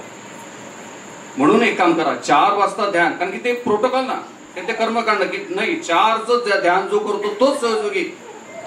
4चं ध्यान करणारा जो असेल त्याला पण अहंकार येऊन जातो. मी सकाळी 4 वाजता ध्यान करतो, पण 4 वाजता ध्यान करतो, फार आनंदाची गोष्ट आहे. ब्रह्म समय असतं ना 4:32, माहितीये का, 4:32 एक विशिष्ट वेळ असते ज्यावेळेला आपल्याला ब्रह्मज्ञान प्राप्त होतो. सगळं खरं आहे, पण त्याकरता आपली स्वतःला त्या पद्धतीने शिस्त असली पाहिजे. म्हणून जर का सकाळी 4ला उठत असाल तर रात्री वेळेवर झोपा. आणि वेळेवर झोपणं आजच्या घडीला फार कठीण झालेलं आहे. खूप सारे डायव्हर्शन्स आहेत. मग याला एक काम करा, फॅमिली मीटिंग करा, सगळ्यांनी मिळून ठरवा की आपण एक काम करूया, वेळेवरती झोपूया आणि सकाळी मग वेळेवरती उठून, वेळेच्या अगोदर उठून 6 वाजेच्या अगोदरचं जे ध्यान आहे, लिटरली होतं ना, 6:02 झाले, 6:05 झाले, व्हायब्रेशनचा जो एकदम डीप मध्ये ध्यान करत असेल तर लक्षात येईल, स्पीड थोडा कमी होतो, जास्त नाही कमी होतो. पण जर का तुम्ही संतुलनात असला तर तेवढा स्पीड सुद्धा त्या ठिकाणी मेंटेन होतो. सकाळी मेहनत थोडी कमी घ्यावी लागते, कारण की हजारो योगी त्यावेळेला दूर दूरपर्यंत त्या ठिकाणी ध्यान करत असतात ब्रह्मसमयी. पण मात्र एक आहे की माझं असं एक म्हणणं आहे की जागरण करून शरीराचं नुकसान करून ध्यान करत असाल तर त्याचे वेगळे प्रॉब्लेम्स पुढे होतील. कारण की एक अनुभव आहे, अनेक डॉक्टर्सनी सांगितलंय की तुमचं शरीराचं आरोग्य चांगलं ठेवायचं असेल तर तुम्ही प्रॉपर झोप घेतली पाहिजे. आणि आता जे काही डायबिटीज, बीपी जो आता वाढलेला आहे, याचं मेजर कारण एक आहे की झोपेचा पॅटर्न बिघडलेला आहे. लक्षात घ्या, बॉडीचं एक मे बी थोडं सहयोगाच्या बाहेरचं पण मी शेअर करावंच वाटेल, जळगावचे एक पॅथॉलॉजिस्ट आले होते आणि त्यांनी सांगितलं की आपलं शरीर रात्री 9 ते 12 वाजेपर्यंत आपलं शरीर डिटॉक्सिकेट करतं. डिटॉक्सिकेट म्हणजे आपल्या शरीरामध्ये जेवढे विषारी पदार्थ आहे ते बाहेर काढण्याचं काम किती ते किती करतं, 9 ते 12. आणि नेमकं असं होतंय की या मोबाईलच्या 4G 5Gच्या याच्यामध्ये नेमकं आपलं झोपणं 12 वाजेच्या नंतर होतंय. लक्षात घ्या, आपण सहयोगातून ध्यानातून तर प्रगती करणार आहोत, पण थोडी ही पण केअर आपल्याला घेतली पाहिजे की जर का ते विषारी एलिमेंट आपल्या रक्तात भिसळत असतील तर कशाला व्हायब्रेशन्स आपले टेकतील. व्हायब्रेशन काय करतं, व्हायब्रेशन स्वच्छता करतं. मी बघितलंय की समजून घ्या, मी उठलो आणि जे माझं स्वतः वैयक्तिक अनुभव आहे की पाठीमध्ये असं समजून घ्या कडकपणा मला जाणवतोय आणि मी काय केलं, अरे बापरे चला 6 वाजेच्या अगोदरचं ध्यान करायचं, ध्यानाला बसून गेलं. कुंडलिनी काय करते, तो कडकपणा क्लिअर करते. कुंडलिनीचं एकच काम की ह्या आपल्या संपूर्ण शरीरामध्ये जेवढे बॅड सेक्टर्स आहेत, जे जे काही प्रॉब्लेम आहे ते काढायला सुरुवात करा. मग काय, मग मी एक शिकलो, उठल्यानंतर काय करतो, मी हलकसं स्ट्रेचिंग करून घेतो, शरीर मोकळं करतो. कुंडलिनीचं काम कमी झालं, तिने पुढचं काम करायला सुरुवात केली. तर हे एक गोष्ट लक्षात घ्या, मीठ पाणी करताना 10 ते 12 मिनिटाच्या वरती करू नका. मीठ पाणी करत असाल फक्त मीठ पाणी करा, नाहीतर करू नका. मी बघितलं एक सहयोगी असे होते, मीठ पाणी करायचे, पाय मस्तकी ठेवलेलं, भजन लावायचे आणि टाळ्या वाजायचे. भजन सुरू आहे, टाळ्या वाजणं सुरू आहे आणि इकडे मीठ पाणी सुरू आहे. तर लक्षात घ्या, मीठ पाणी करत असाल ओनली अँड ओनली मीठ पाणी करा, नाही तर दुसरे त्याचे साईड इफेक्ट सुरू होतील. ही माझी कळकळीची विनंती आहे, कळकळीची विनंती आहे.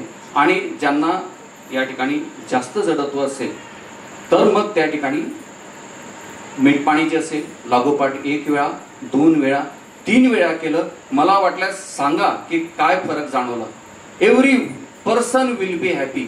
मिरॅकल घडलेले, जसं मी त्या मुलीला सांगितलं ना, ती पण 3 वेळा करायची. डायबिटीस 450-500 वरून नॉर्मल रेंजला येऊन गेला. तर या पद्धतीने करा, निश्चितपणे त्याचे फायदे होणार आहेत. आणखी एक आहे की ॲलर्जीज, लक्षात घ्या, ज्यांना ॲलर्जीचा त्रास असेल, आपलं हे जे स्वादिष्टान आहे, हा जो कमरेचा हा जो भाग आहे ना, जिथं हाड असतं, तर या ठिकाणी जर का ध्यान केलं तर लक्षात घ्या, जसं लायटर ऑन केल्यानंतर ती जी ठिणगी असते ती बोटाला लागली कशी चक्कन लागते ना, जर का इकडच्या बाजूला जर का आपण असं ध्यान केलं तर तुम्हाला जाणवेल की ज्या वेळेला ज्यांना ॲलर्जिक प्रॉब्लेम असतील, प्रॉब्लेम नसतील तर ध्यान करू नका, जर का कोणाला असतील तर त्यांच्याकरता बेस्ट पॉइंट कोणता, तर हे झालं आपलं स्वादिष्टान चक्र. याची ही जी राईट साइड आहे, या ठिकाणी हात ठेवा, हळूहळू लक्षात घ्या, तिथं चित्त 10 ते 15 मिनिट त्या ठिकाणी जाऊ द्या.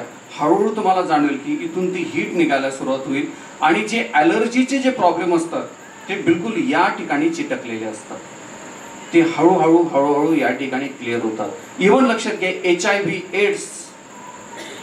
एड्स त्यांचे कोणते, हे 2 चक्र आहे, 1 and 2, हे 2 चक्र. आणि ज्या वेळेला आपण त्याला व्हायब्रेशन देतो तर ते बाधा कशा असतात, जसे बोटाला चिटकतात, च्युइंगम कसं चिटकतं ना बोटाला, त्या पद्धतीचं. म्हणून लक्षात घ्या, आपलं स्वादिष्टान सांभाळलं पाहिजे, स्वादिष्टान सांभाळलं पाहिजे. मग स्वादिष्टान कसं सांभाळाल, सगळ्यात महत्वाचं ध्यान आणि मीठ पाणी. थोडं उलट बोलतो, पहिले मीठ पाणी आणि ध्यान. लक्षात घ्या, मीठ पाणी आपल्याला ध्यानाला शक्ती प्रदान करतं. आपल्याला आयुष्यभर मीठ पाणी करायचं नाहीये, मी पुढचा मुद्दा तोच आहे माझा. आयुष्यभर काही जण असतं की फक्त मीठ पाणीच करतं, ध्यानच करत नाही, ते पण नाही. लक्षात घ्या, मीठ पाणी कशासाठी, ध्यानाच्या उच्चतम स्थितीसाठी. आणि ध्यानाची उच्चतम स्थिती का, आपल्याला समाधी अवस्था प्राप्त करण्यासाठी. या पायऱ्या आहेत, 1, 2 आणि 3. मीठ पाणी रेग्युलर केलं, शरीरातली हीट काढून घेतली तर ध्यान चांगलं लागेल. ध्यान चांगलं लागलं ते एक वेळ अशी येईल की चक्रांचं ऑल क्लिअरन्स होऊन जाईल. चक्रांचं ऑल क्लिअरन्स झालं तर पुढची अवस्था प्राप्त होईल आणि ती होती समाधी अवस्था. या 3 स्टेजेस आपल्याला या ठिकाणी करायचं. निर्विचारितेपर्यंत जर का पोहोचायचं असेल तर हे दोघी स्वादिष्टान आहेत. आणि जर का ॲलर्जिक प्रॉब्लेम कोणाला असेल तर या पद्धतीने ध्यान करा. आपलं राईट हँड इकडच्या बाजूला ठेवा, इकडच्या बाजूने ते बाधा निघायला लागतील आणि स्वादिष्टान चक्र तुमचं क्लिअर होत जाईल. त्याच्यानंतर पुढचं चक्र आहे नाभी चक्र. नाभी चक्र तो तुम्हाला माहिती आहे. आता हे पण एक लक्षात घ्या, एक्झॅक्टली नाभी चक्र कुठे आहे जे आपण बघणार आहोत. हे आपलं मिडल नाभी आलं. आता मी माझं चेक करायला गेलो तर माझं या ठिकाणी नाभी चक्र आहे. कसं की मी जर का हा हात असा या पद्धतीने ठेवला तर मला लक्षात येतं हे राईट नाभी आणि हे लेफ्ट नाभी. जे टार्गेट मी तुम्हाला बोललोय की प्रत्येकाला आपल्या चक्रांची जाणीव शरीराच्या आत आणि बोटावरती झालीच पाहिजे. नाही तर मग होतं काय की मी सहयोग करतो. किती वर्ष झाले? 2 वर्ष झाली, 5 वर्ष झाले, 10 वर्ष झाले, 20 वर्ष झाले, 25 वर्ष झाले, पण माझे प्रॉब्लेम्स सुटले नाही. एक छोटासा नाभी चक्रावरचा एक प्रसंग सांगतो. यवतमाळकडची एक भगिनी काहीतरी निमित्ताने माझ्याकडे चोपड्याला आली. आमच्या जे ज्योत्स्नाताई आहेत सुकाणेकर त्या तिला घेऊन आल्या होत्या. मी आता नाव सांगत नाही, टाळतो, अनुभव महत्वाचा आहे. त्या मुलीचं वय होतं 37 आणि असंच तपास करत करत आले. संध्याकाळच्या वेळेला आले. तिने सांगितले की सर वय वर्ष 37 झालेलं आहे पण अजून माझं लग्न झालेलं नाही. मी ज्यावेळेला व्हायब्रेशन्स तिचे चेक केले तिचं हे नाभी चक्र दगडासारखं होतं, लिटरली दगडासारखं. त्याला बिलकुल परम चैतन्याचा पाजरच फुटत नव्हता. मग मी तिला म्हटलं एक काम कर की तू तुझा उजवा हात नाभी चक्रावरती ठेव, तुला काय व्हायब्रेशन्स येतात ते बघ. ती म्हणे मला काही जाणवत नाही. बर, मग मी तिला सांगितलं की म्हटलं एक काम कर. म्हणे मग मी काय ट्रीटमेंट करू? म्हटलं लक्षात घे प्रत्येक प्रॉब्लेमला ट्रीटमेंटच असते असं काही नाही. प्रत्येक जण आजारी पडला म्हणजे सलाईन नाही लावत, बरोबर. काही तर बिना गोळ्या औषधांचे बरे होतात. मग तिला मी एक सांगितलं की एक काम कर की म्हटलं तुझा हा जो राईट हँड आहे या पद्धतीने तू व्हायब्रेशन द्यायला सुरुवात कर. तिने व्हायब्रेशन द्यायला सुरुवात केली. 1, 2, 10, 20, 40, 50, 100. तिला बिलकुल जाणीव होत नव्हती. तिला बोललो की म्हटलं तुझं नाभी चक्र म्हणजे दगड आहे. मग मला त्यावेळेला एक प्रश्न पडला की ही इतकी ऍक्टिव्ह सहयोगी यवतमाळची मुलगी चोपड्यापर्यंत येऊन पोहोचली, प्रतिष्ठानला राहिलेली, माताजींच्या प्रत्येक सहज कार्यामध्ये अतिशय ऍक्टिव्ह असलेली. मग मी तिला बोललो की तू एवढा छान सहयोग करते, तुझ्यासारखं तर डिव्हिजन 5% माझं सुद्धा नाही, इतकं छान तू सहयोग करते. तुला असं कधी वाटलं नाही का की बघ माझे चक्र काय म्हणतात? तुला कधी वाटलं नाही का? नाही म्हणे, फक्त मला एक प्रॉब्लेम असा आहे म्हणे की आता तुम्ही बोलले पण मला एक जाणवतं, मी जर का जेवायला लागले मी जेवतच राहते, मला थांबताच येत नाही म्हणे. बघा सिम्पटम्स, नाभी चक्राचे सिम्पटम्स. मग म्हणे सर आता मी काय करू? म्हटलं एक काम कर की तू आता तुझ्या या नाभी चक्राला व्हायब्रेशन द्यायला लाग आणि जोपर्यंत ते नाभी चक्र उघडत नाही तोपर्यंत कर. ध्यान करत असशील नाभी चक्रावरती करायचं, बाकीच्या चक्रांवरती कर, 3 महामंत्र, गणेश मंत्र, पण सगळ्यात महत्वाचं नाभी चक्रावरती ध्यान कर. आणि सगळ्यांनी हे एक लक्षात घ्या, प्रत्येकाचे काही चक्र खूप स्ट्रॉंग असतात पण 1 किंवा 2 चक्र वीक असतात आणि ते कायम पकडले जातात. ह्या प्रत्येकाचं एक गणित आहे. असं 100% ऑल क्लिअर कोणी सापडत नाही. ऋतिक रोशनचे पण व्हायब्रेशन चेक केले, एकदम मास्टर माइंड, एकदम हिरो, त्याचे पण चेक केलं, त्याचा पण हाच प्रॉब्लेम आहे. त्याचे काही चक्र चांगले असेल, 1 किंवा 2 चक्रामध्ये मेजर फॉल्ट असतो आणि हे चक्र वारंवार पकडले जातात आणि ते चक्र पकडले गेले तर मग त्याच्याशी रिलेटेड प्रॉब्लेम येतात. जसं तिचं नाभी चक्र उघडलं नाही, तिच्याकडे जॉब नव्हता, वडिलांवर डिपेंडंट होती, तिचं लग्न झालेलं नव्हतं, म्हणजे राजलक्ष्मी आणि गृहलक्ष्मी दोघींशी रिलेटेड तिला समस्या होत्या. पण तिने मनापासून घेतलं, म्हणजे मी काय करू, सकाळी 4 वाजता उठून ध्यान करू का? म्हटलं भाई तू 2-3 दिवस 4 वाजता उठशील, ज्या दिवशी उठली नाही त्या दिवशी तू ध्यान करणार नाही. म्हटलं तू टीव्ही बघते ना, माणूस तर काही दिवसभर ध्यान करत नाही, टीव्ही बघतोय, टीव्ही बघता बघता एक काम करायचं, असा हात ठेवायचा आणि अशा प्रकारचे व्हायब्रेशन देत राहायचे. फक्त बघून घ्यायचं कोणी बघतोय का. असं म्हणे तर दुसऱ्याच्या घरी गावाला गेली आणि तिथं त्यांच्या समोर देते, ते म्हणतील बा हिला काय झालं का ग, काही त्रास बीस होतोय का, असं काही करू नको. म्हटलं घरी असेल पहिले घरच्या नाही सांगून दे, पण मी अशा प्रकारचे व्हायब्रेशन देते. कारण की सहयोगाने थोडं भान ठेवलं पाहिजे. बाहेर गेले आणि कुठे गेलं आणि सुरू करून दिलं कर कर कर कर कर. ऑड वाटतं जरा असं व्हायला. आणि बघितलंय मी नमुने की जिथं गेलं ते सुरू होऊन जातात. हा उपवास आहे, लक्षात घ्या. ध्यान ही गोष्ट वैयक्तिक आहे. ध्यान ही गोष्ट गुपित ठेवण्याची गोष्ट आहे.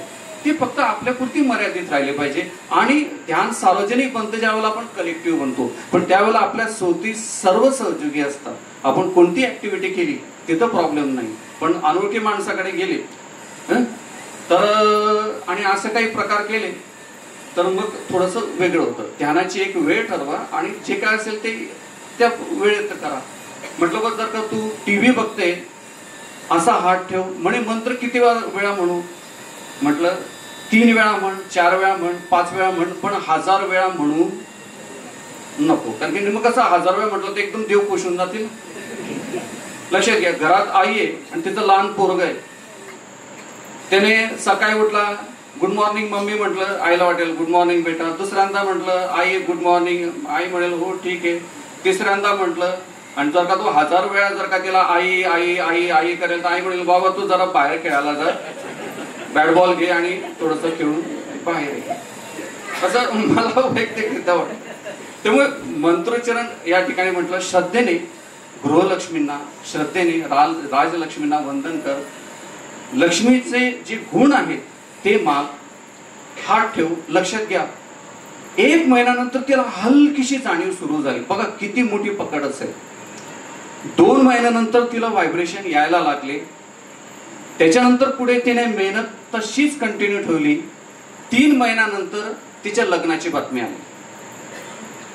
वय वर्ष 37. त्याच्यानंतरचे पुढचे 3 महिने. आज ती मुलगी युक्रेनला आहे आणि तिचा नवरा डॉक्टर आहे. तिच्यासोबत आणखी 2 मुली होत्या, सेम प्रॉब्लेम घेऊन आलेल्या. त्यांच्या पण अशा गोड बातम्या आल्या. लक्षात घ्या, मी संजोगात स्वतःला फार श्रीमंत समजतो आणि फार आनंदी समजतो. ज्या वेळेला तिच्या लग्नाची बातमी ज्या वेळेला मला आली, ती तर आनंदी असेल, तिचे आई वडील आनंदी असतील, त्या आनंदामध्ये मी पण सहभागी होतो. कारण की मला पण खूप आनंद झाला की फार बरं झालं. लक्षात घ्या, प्रश्न मला मग त्यावेळी असा पडला की या संजोगात ती माझ्यापेक्षा सिनियर असेल त्यावेळेला, मग तिने चक्रांच्या ध्यानाकडे लक्ष का नाही दिलं? समस्या वाढत गेल्या.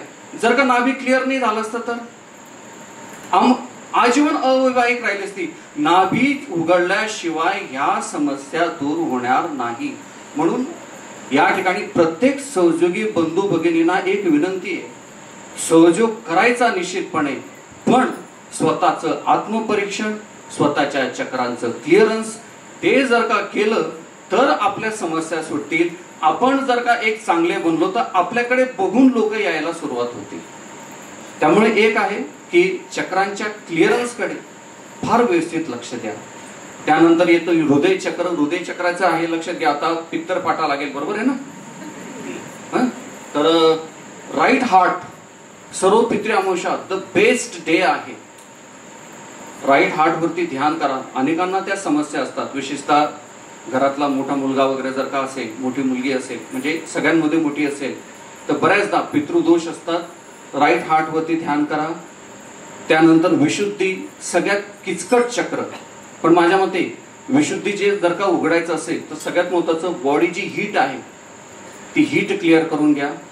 त्याच्यानंतर येतं आज्ञा चक्र, त्याच्यानंतर येतं बॅक आज्ञा आणि त्याच्यानंतर येतं सहस्रार. हे जे चक्र खाली आहे ते सहस्राराच्या या पॉइंटवरती पण, फॉर एक्झाम्पल इथं विशुद्धी पाहायला मिळतं. इकडच्या बाजूला हृदय चक्र जाणवतं म्हणजे काय बघा, माझ्या मते आपण सहस्राराकडे बऱ्याचदा लक्ष देत नाही. मीठ पाणी करत असते ना, काय करा, मस्त असा हाताचे 5 बोट असे घ्या, ठेवा, पूर्ण डोक्याचं कातडी हालेल असं त्याला हलवा आणि जेवढे चक्र आहेत या सहस्रारामध्ये सगळे त्या ठिकाणी जाणीव करा. असं चित्त घट्यासारखं त्या ठिकाणी गोल गोल गोल गोल फिरवा. इथून पण चक्र उघडतील, मीठ पाण्यात पण उघडतील. ध्यानात असेल तर सगळ्यात लक्षात घ्या, हे जेवढे जेवढे रंध्र आहेत, आपल्याला फक्त एक गुरुत्व मध्य माहिती. आपण प्रार्थना करतो ना, तुम्हाला व्हायब्रेशन्स येतात का? लक्षात घ्या, इकडनं उजवी नाडी, डावी नाडी, हृदय चक्र, नाभी चक्र सगळं इथं सामावलेलं हेड ऑफिस आहे. हे पण क्लिअर करा. हे क्लिअर करायचं असेल तर आणखी एक साधं पॅराशूटचं तेल घ्या, चित्त सहस्रारात ठेवा, डोक्याची छानपैकी मालिश करा, याचं पण आरोग्य ठेवा, लक्षात घ्या, हे पण क्लिअर ठेवा. डोकं स्वच्छ धुतलं गेलं पाहिजे, कारण की हे आपलं सहस्रार आहे, डोकं पण स्वच्छ ठेवलं पाहिजे. ठीक आहे. आता फक्त काही गोष्टी आहेत, बाकीचे चक्र वगैरे त्याचा तत्व वगैरे त्याबद्दल मी काही बोलणार नाही. फक्त एक को रिलेशन लक्षात घ्या. आपलं जे मूलाधार आहे, जसं आपलं मूलाधार क्लिअर होईल, आपली बॅक आज्ञा क्लिअर व्हायला सुरुवात होईल. मूलाधार कनेक्टेड टू बॅक आज्ञा. आणखी एक गोष्ट सांगतो, तुम्ही जर का मूलाधारावरती ध्यान करत असाल, सकाळी उठल्यानंतर छातीमध्ये हलकासा कफ, सिक्रेशन्स म्हणतो ना, बॉडी सिक्रेशन्स, असे कफ साचलेला असतो. जसं मूलाधार क्लिअर होत जाईल, तो कफ पण तुमचा मोकळा होतो. त्यामुळे लक्षात घ्या, ऍक्च्युली मेहनत आपल्याला इथून तर इथपर्यंत करा, पुढे ऑटोमॅटिक रस्ता मोकळा होतो, ऑटोमॅटिक रस्ता मोकळा होणार आहे. मूलाधाराचं को रिलेशन्स आहे बॅक आज्ञेशी, आणि आपलं जे नाभी चक्र आहे त्याचं को रिलेशन्स आहे विशुद्धी चक्राशी. जसं नाभी क्लिअर व्हायला लागेल, विशुद्धी चक्र क्लिअर व्हायला सुरुवात होईल. त्यामुळे इथं येऊन स्व अनुभवातून जे मी तुम्हाला सांगतो की ज्या मी चुका केलेल्या आहेत, काही गोष्टी या ठिकाणी सांगेन. मीठ पाणी 10 ते 12 मिनिटाच्या वरती करू नका. का करू नका त्याचं कारण पण सांगतो मी. आणि जर का हीट जास्त असेल तर अजिबात करू नका, साईड इफेक्ट्स अनेक वर्षापर्यंत भोगावे लागते. दुसरी एक गोष्ट, आपलं स्वादिष्टान सांभाळा. स्वादिष्टानाला आणखी एक धोका असतो. जी मोठी चूक मी केली आहे त्याला काय म्हणतो आपण, गाढवपणा केलेला आहे. असं झालं की सूर्यवंशी नावाचे एक सर होते, माझ्या फार जवळचे, आणि ते मेले. मग असं होतं की सर जवळचे होते, मी रोज तिथं जायचो. रोज गेल्यानंतर तिथं गेल्यानंतर मला एक गोष्ट जाणवायची, तिथं मला खूप व्हायब्रेशन्स यायचे. लक्षात घ्या, ज्या ठिकाणी मौत झालेली असेल, जिथं मृत्यू झाला असेल, तिथं 11व्या दिवसापर्यंत जबरदस्त व्हायब्रेशन्स असतात. पण ते व्हायब्रेशन्स आपल्याला घ्यायचे नसतात. ते व्हायब्रेशन जर का आतमध्ये गेले तर ते सर्वात महत्वाचं पकडतात स्वादिष्टान चक्र. त्यातला त्या सांगतो, इकडची जे साईड आहे ना, ही जी कोपऱ्याची मिडल स्वादिष्टान सुटून जाईल, हे इकडचं हे स्वादिष्टान सुटत नाही, ते इकडचं स्वादिष्टान पकडतं. मग पकडल्यानंतर असं होतं की जर का आपण घरी गेल्यानंतर मीठ पाणी केलं नाही, ते जागा घट्ट पकडतं, आणि असं घट्ट पकडतं की बिलकुल तुमचं स्वादिष्टान ते असं बिलकुल ब्लॉक करून टाकतं. मे बी तुम्हाला जाणवेल, जर का मी तुम्हाला सांगितलं त्याप्रमाणे मीठ पाणी केलं, बऱ्याच जणांचे स्वादिष्टान असे ब्लॉक्ड असतात, असे पॅक, कोणतरी असं घट्ट पकडलं असतं. हे बऱ्याचदा मेजर होतं त्या ठिकाणी. की मग म्हणून बघा, पूर्वीच्या काळी आठवतं का की जर का जिथं मौत झाली असेल तिथं देवपूजा बंद केली जाते, बरोबर आहे, देवपूजा केली जात नाही. गंधमुक्ती झाली की मग देवांचं पूजन सुरू होतं. कारण की त्यावेळी जे ऋषी मुनी होते त्यांना माहिती होतं की ज्या ठिकाणी मरणदारी व्हायब्रेशन्स असतात, म्हणजे त्या व्यक्तीने केलेले जे काही चांगले कर्म असतील त्याचे व्हायब्रेशन रूपाने येतात, पण ते व्हायब्रेशन्स घ्यायचे नसतात. मग याचा अर्थ असा नाही की जिथं मौत झाली तिथं पायच ठेवू नका, नका व माझं स्वादिष्टान पकडेल, मी मस्त की बंधनं घेतो आणि घरी बसून राहतो, तसं नाही. तिथं जा, फक्त एक काम करा, ध्यान करू नका, चित्त सहस्रारात नेऊ नका. आणि एक आहे, घरी आल्यानंतर मीठ पाणी करा. मीठ पाणी लक्षात घ्या, त्याचे आणखी ज्याच्याबद्दल मला बोलायचं, बाधा. फार मला संताप येतो ज्यावेळेला कोणी बाधा करताना, खूप संताप येतो. मी त्याच्या घरी गेलो, मग ते गुरुचे करत होते आणि घरी आले, सर असा त्रास झाला, असा त्रास झाला. अरे कशाला त्रास झाला?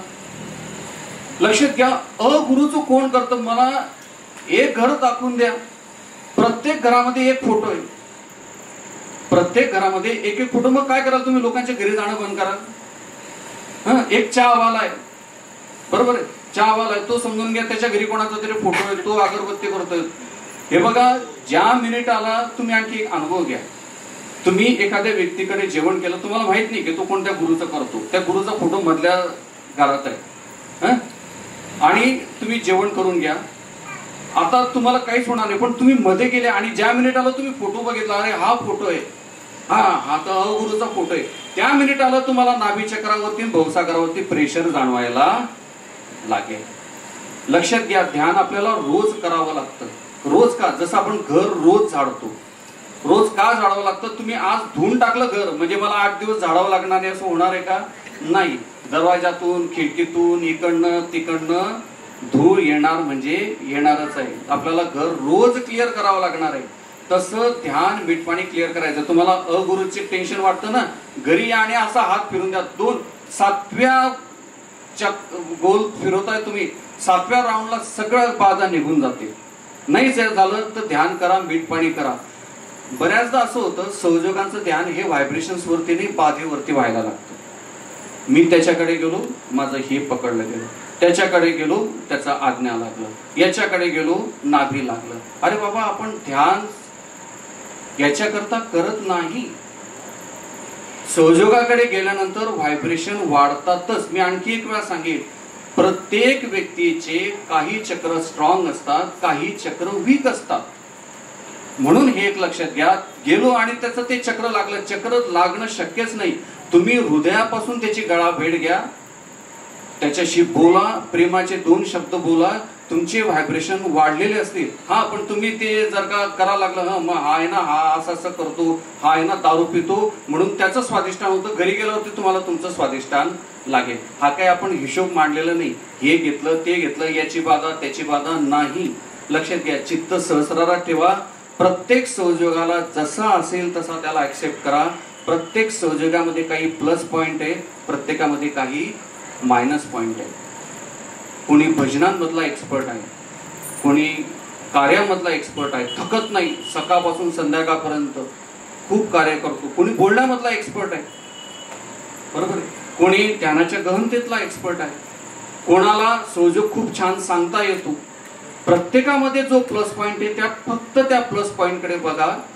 आपण बऱ्याचदा म्हणतो ना, मी नवीन संयोगात आलो होतो ना, तेव्हा एकदम भारी व्हायब्रेशन यायचे, पण मग जसा जुना झालो ना, मग माताजी आपलं चित्त काढून घेतात. तसं होत नाही, मला वैयक्तिकरित्या वाटतं. जो नवीन संयोगी असतो ना, तो काय करतो, सेंटरला आला, त्याला खूप व्हायब्रेशन्स येतात. त्याला हे माहित नसते की हा कोण आहे, तो कोण आहे, याचं कोणतं चक्र पकडलंय, त्याचं कोणतं चक्र पकडलंय. तो प्रत्येक संयोगीला फक्त ऍक्सेप्ट करतो आणि आला की तो फक्त भजनांचा आनंद घेतो. मग हा भजन चांगला म्हणतो का, तो म्हणतो का, हे पण त्याला माहिती नसतं. त्याच्या प्रतिक्रिया 0 असतात, त्याला व्हायब्रेशन फुल येतात. मग काय होतं, बाळ मोठं व्हायला लागतं, 1लीतून 2री, 2रीतून 3री, मग 5वीतून 6वीतून, मग त्याला ज्ञान होतं. मग ते भजन झालं होतं, ते ज्या दादाने म्हटलं होतं ते भारी होतं, यांचं लय काही बरोबर नव्हतं, ते काही मजा नाही आली. बघा काय मजा नाही आली. हे बघा, सेंटर, माझं एक मत आहे, जो सेंटर कोऑर्डिनेटर आहे, सगळ्यात महत्वाचं, प्रत्येक कार्य सेंटर कोऑर्डिनेटरच्या विचारून करा. ज्ञानेश्वर पाटील सर असतील, सर साधी गोष्ट हे जरी असलं, सर भजन म्हणू का, मला काय गरज आहे, मी तर प्रिन्सिपल आहे, मला काय विचारायची गरज पडली नाही, प्रोटोकॉल आहे, सर आहे. सर बऱ्याच म्हणतात, का होता तुम्ही का विचारता, म्हणा ना. नाही सर, मी भजन म्हणू का, हो म्हटलं तर म्हणा. तेव्हा संयोगाचं कार्य व्यवस्थित होईल. संयोग 2 पद्धतीने होतो. संयोग समर्पणाने होतो, संयोग प्रतिक्रियांनी होतो. मॅक्सिमम प्रॉब्लेम संयोगात आहेत फक्त प्रतिक्रियांमुळे. जसं बाळ मोठं होतं त्याचं नॉलेज वाढत जातं. नॉलेज वाढलं की तो लोकांमधले फॉल्ट्स काढायला शिकतो. फॉल्ट्स काढायला शिकलं की मग ध्यान होतं ना, नाही पण आहे ना, आजचं ध्यान बरोबर झालंच नाही. मग सुरुवातीला कसं व्हायचं, कारण की तो ऍक्सेप्ट करायचा, प्रतिक्रिया 0 होत्या, त्याचे व्हायब्रेशन हेच चराचर चालायचे. जुना नवा काहीच नाही, जुना नवा काहीच नाही. जिल्हा कोऑर्डिनेटर असेल, जो सन्मान द्यायचा असेल द्याच, कारण की इन्स्ट्रुमेंट आहेत ते माताजींचे. तालुका कोऑर्डिनेटर असेल, सेंटरचा कोऑर्डिनेटर असेल, त्याचा ऐका, प्रेमाने बोला. आणि हे एक लक्षात घ्या, मी बोलो प्रत्येकामध्ये प्लस मायनस आहेत. जे मायनस आहे त्याच्यावर टीका करू नका, जे प्लस आहे उलट मी तर म्हणतो सकारात्मक बोला. उलट त्या व्यक्तीच्या पाठीमागे बोला, अरे भजन म्हणावं तर त्यांनीच, स्पीच द्यावं तर बस याच व्यक्तीने. त्याचे फॉल्ट्स काढू नका, लाईफ चेंज होऊन जाईल. मी सेंटर संपल्यानंतर प्रतिक्रियांचं सेंटर सुरू होतं, बरोबर आहे. सेंटर आटोपलं की काय होतं, प्रतिक्रियांचं सेंटर सुरू होतं. त्याकरता मी बऱ्याचदा उदाहरण देतो. एक होता सचिन तेंडुलकर आणि दुसरा होता वीरेंद्र सहवाग. सचिन तेंडुलकर महान क्रिकेटर बनला, कारण की तो काय करायचा की एका बॉलला 6 मारला असेल तर पुढच्या बॉलला तो प्लेड करायचा. वीरेंद्र सहवागचं उलट होतं, तो काय करायचा, पहिल्या बॉलला 6 मारला दुसऱ्या बॉललाही 6 मारायला जायचा, तिसऱ्या बॉललाही 6 मारायला जायचं. मग त्या बॉलरला समजलं, तो काय करायचं की बाहेरच्या बाजूला बॉल टाकायचा, मारायला गेला की स्लिप मध्ये कॅच व्हायची. हे त्याला माहिती होतं. लोक सांगून सांगून थकले, पण त्याने आपला स्वभाव बदलला नाही. आज सचिनच्या नावावर भरपूर सेंचुरी, त्याच्या नावावरती तेवढ्या सेंचुरी होऊ शकल्या नाही. संयोगामध्ये येणारा बॉल असेल, तो जर का बाहेर जाणारा असेल तर कीप. मग मी तर संयोगाचं एकच तत्व या ठिकाणी मानतो, जास्त ऐका, कमी बोला. आणि लक्षात घ्या, जो व्यक्ती सांगतो प्रत्येकाकडनं शिकण्यासारखं आहे. भिकेशभाई सोबत करत होतो, मी तर बोलो भिकेशभाई तुम्ही बोला, ते बोलतात, नॉलेज मिळतं. मी असं म्हणणार नाही, भिकेशभाई पण मान्य करते की त्यांच्यामध्ये पण मायनस पॉईंट आहे, पण ते मायनस पॉईंट बघू नका. ते जेव्हा बोलतात काय सुंदर बोलतात, खूप जबरदस्त नॉलेज आहे. संयोगाचं, संयोगाच्या बाहेरचं खूप चांगलं नॉलेज आहे. प्रत्येकामध्ये चांगलं असेल ते घ्या. लक्षात घ्या, आमच्याकडे एक विपुल गुजराती होता, त्याच्याकडनं मी शिकलो हो आणि नाहीचे व्हायब्रेशन कसे. तर इलेक्शनचं एक अरुणभाई गुजरातींचं भाषण सुरू होतं, कोण येणार, त्याने असं फक्त चेक केलं, इकडच्या बाजूला हातावरती हो, इकडच्या हातावरती नाही. मी ट्राय करून घेतलं, अरे म्हटलं येतं, भारी आहे.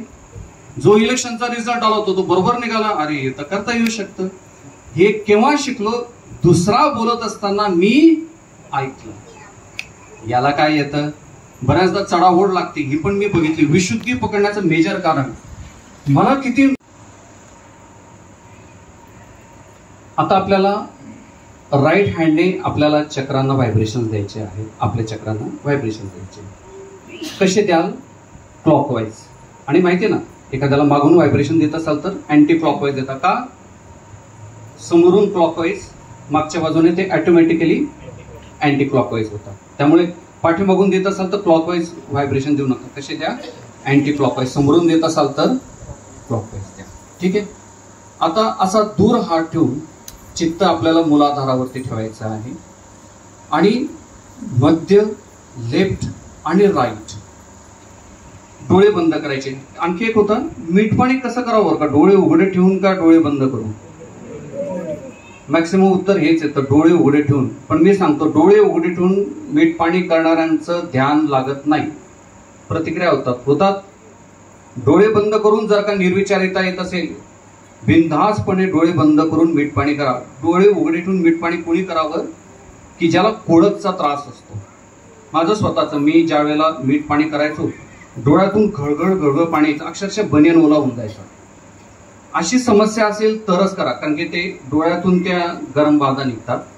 आणि जर का तसं नसेल तर, कारण की बघा, मीठ पाण्यामध्ये जर का चित्त स्थिर ठेवायचं असेल, जर का तसं नसेल तर, कारण की बघा, मीठ पाण्यामध्ये जर का चित्त स्थिर ठेवायचं असेल, डोळे बंद केल्याशिवाय कोणाचंच मन स्थिर होत नाही. हे तेवढंच करा की काळ्या दगडावरची रेषा आहे.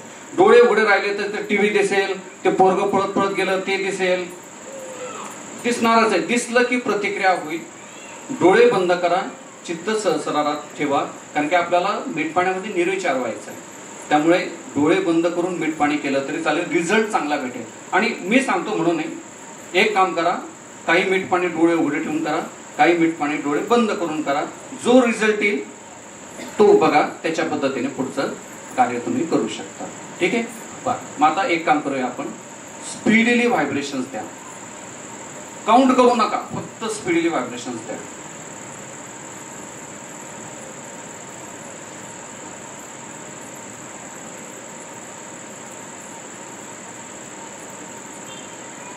जाणवत आहे बघा. आता असा हात दूर ठेवा, तीनही पॉइंट्स मधून व्हायब्रेशन्स आलेच पाहिजे.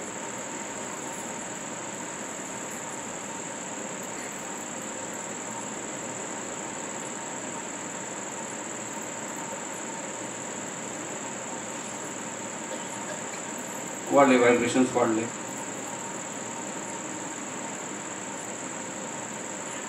वन, 2 and 3 तीनही पॉइंट्स मधून आले पाहिजे. येत नसेल तर द्या, घराघर, बिलकुल चिंता करू नका, द्या विदाउट काउंटिंग. किती द्या, 100,000, काही प्रॉब्लेम येत नाही.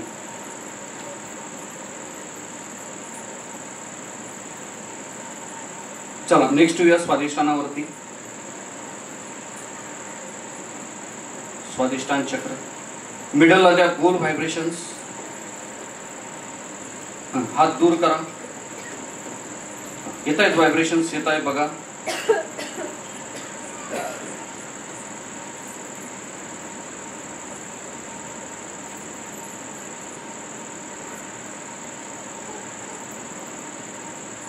मॅक्सिमम जाण्याचे व्हायब्रेशन आहे, चांगले स्वादिष्टान, काही प्रॉब्लेम. मिडल मधून यायला पाहिजे, सहज येते. ठीक आहे, राईटला द्या.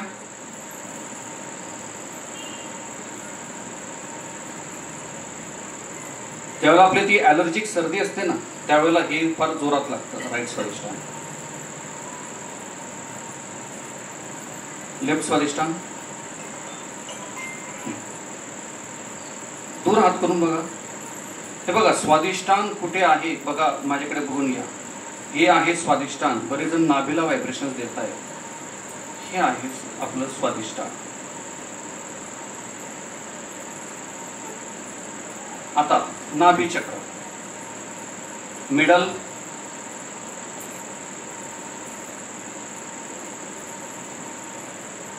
चेक करा व्हायब्रेशन येत आहे का. आता लेफ्ट बघा, जवळच आहे, जास्त नाही, 2-3 बोट दूर आहे, जास्त दूर नाही आहे. चेक करा.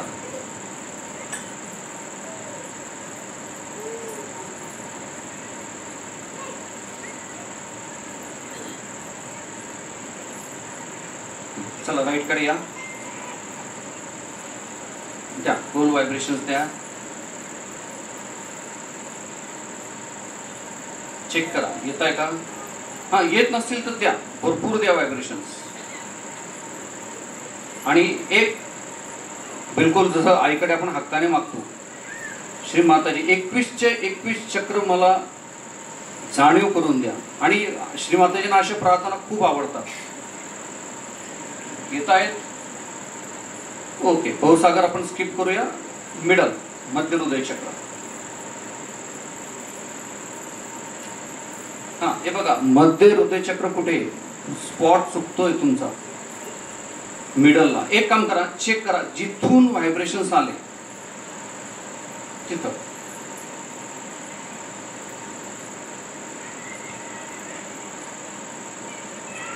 हात जवळ मागे पुढे करून बघा.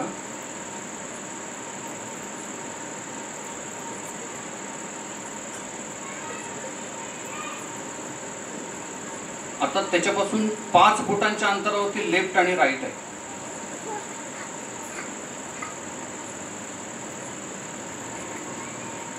बघा सुटले, जोरात व्हायब्रेशन सुटले. ज्यावेळेला आपण कलेक्टिव्हली काम करतो ना, तर फार वेगाने व्हायब्रेशन्स येतात.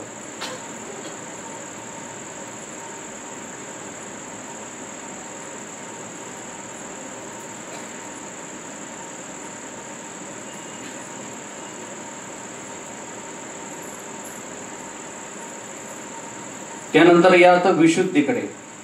हा, आता वाटल्यास राईट पासून सुरुवात करूया. इकडे हा जो खोबणी, जो क्रॉस, त्या क्रॉसला ती आहे.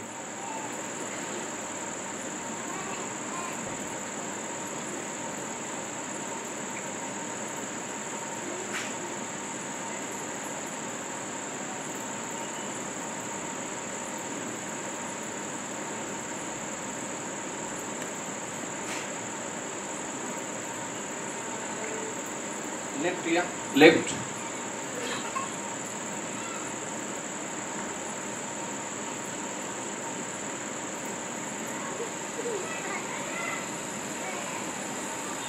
मिडल घ्या.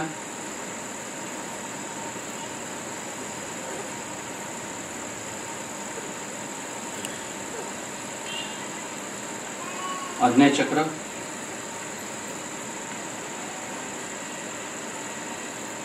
जोपर्यंत व्हायब्रेशनचा फ्लो फुटत नाही तोपर्यंत द्या व्हायब्रेशन, जोरात द्या, स्पीडली द्या.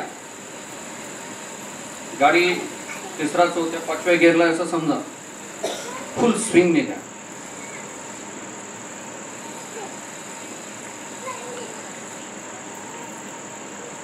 बर, आता बघा उजवं असेल तर इकडच्या बाजूला आहे बघा. ऍक्च्युली उजव्याला आपण डावं म्हणतो, डाव्याला उजवं म्हणतो. ठीक आहे, व्हायब्रेशन द्यायचं असेल तर उजवं डावं काही करू नका, फुल व्हायब्रेशन द्या.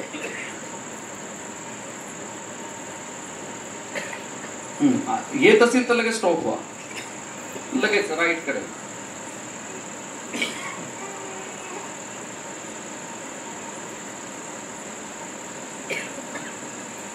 सहस्राला आपण व्हायब्रेशन्स देत नाही. हा, पण आपण स्वतः असले तर याला फक्त एक काम करायचं, हात असा दाबून ठेवायचा आणि डोक्याची कातडी गोल फिरेल या पद्धतीने. तो बघा बरं का, पूर्ण असा हात प्रेस करा बरं का, असा पूर्ण डोक्याच्या वेगवेगळ्या भागातून बघा तुम्हाला व्हायब्रेशन जाणवते.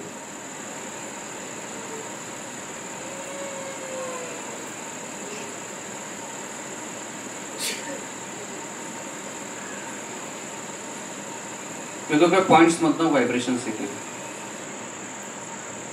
आता हात वरती घ्या, मागे पुढे उजवीकडे डावीकडे करा.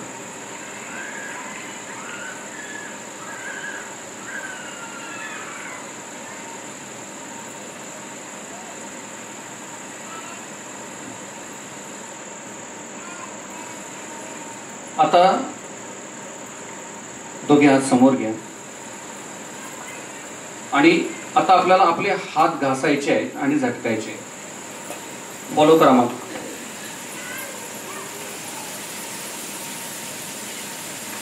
आता झटका.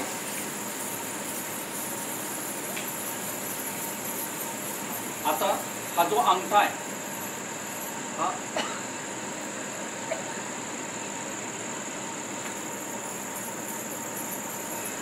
आता संपूर्ण लक्ष या पद्धतीने.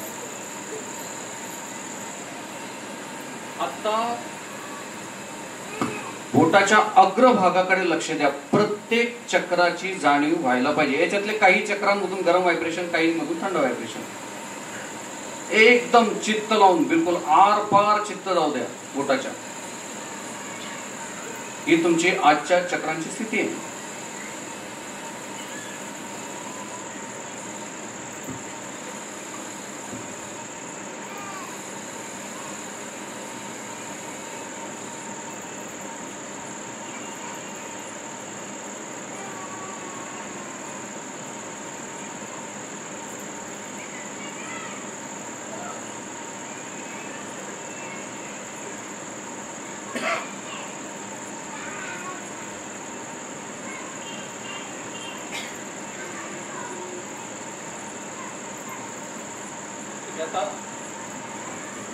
आता एक काम करायचंय, ज्या चक्राला बोटावरती व्हायब्रेशन गरम येत आहेत ना, त्या चक्राच्या समोर हात ठेवा. प्रत्येकाचं ते चक्र वेगळं असेल. आता इथं समजून घ्या, इतके लोक आहेत, वेगवेगळं असेल. त्या चक्रावरती चेक करा. हा, बोटावरचे व्हायब्रेशन आणि तिथले व्हायब्रेशन सेम आहेत का, असं दूर हात ठेवून चेक करा. हे नाही की हृदयावरती असलं पाहिजे, कोणाला नाभीला, कोणाला कुठे, कोणाला कुठे, कोणाला आज्ञा चक्राला. आणि ऑल क्लिअर फ्लो होत असेल तर याचा आनंदाची गोष्ट कोणतीच नाही.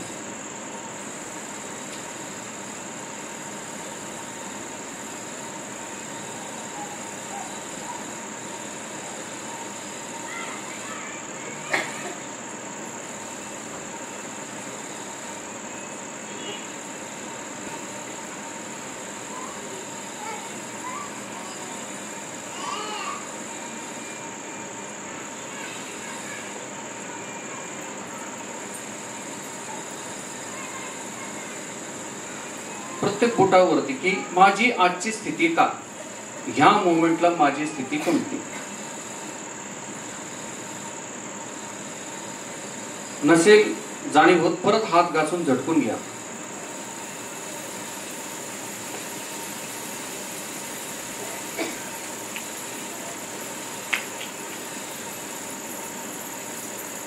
परत चेक करा. बघा,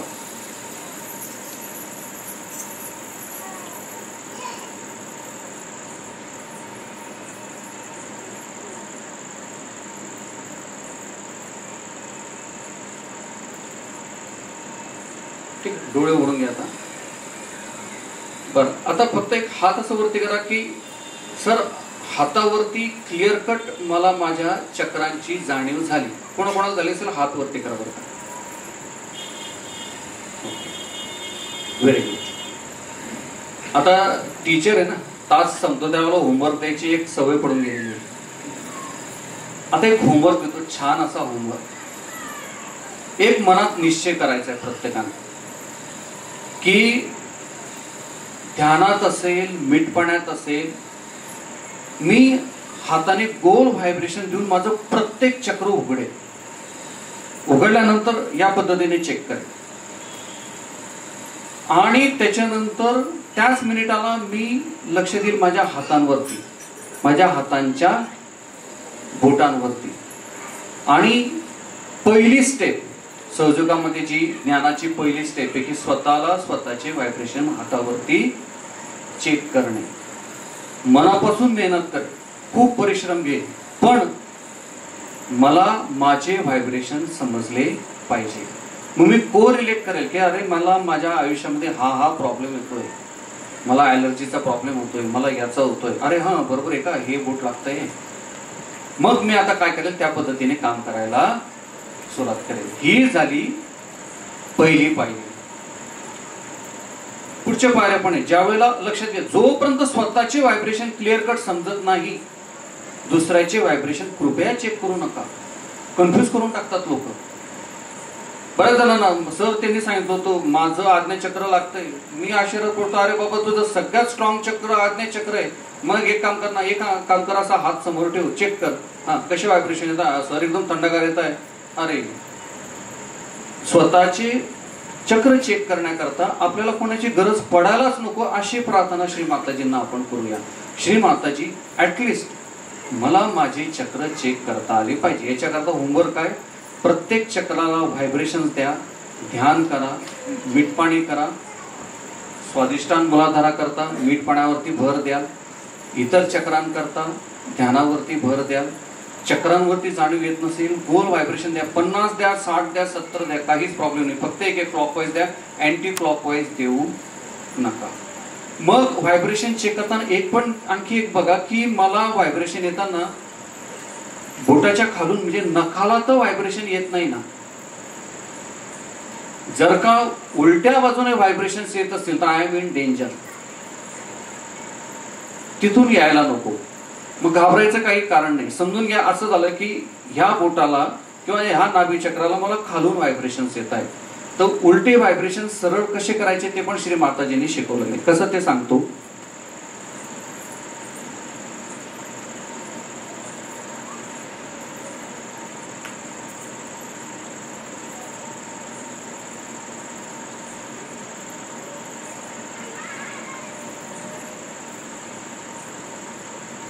विकेशभाईंना आमचा गाडीमध्ये येतानाच VR पाटील सरांचा विषय झाला होता. मला तो प्रसंग या निमित्ताने आठवला.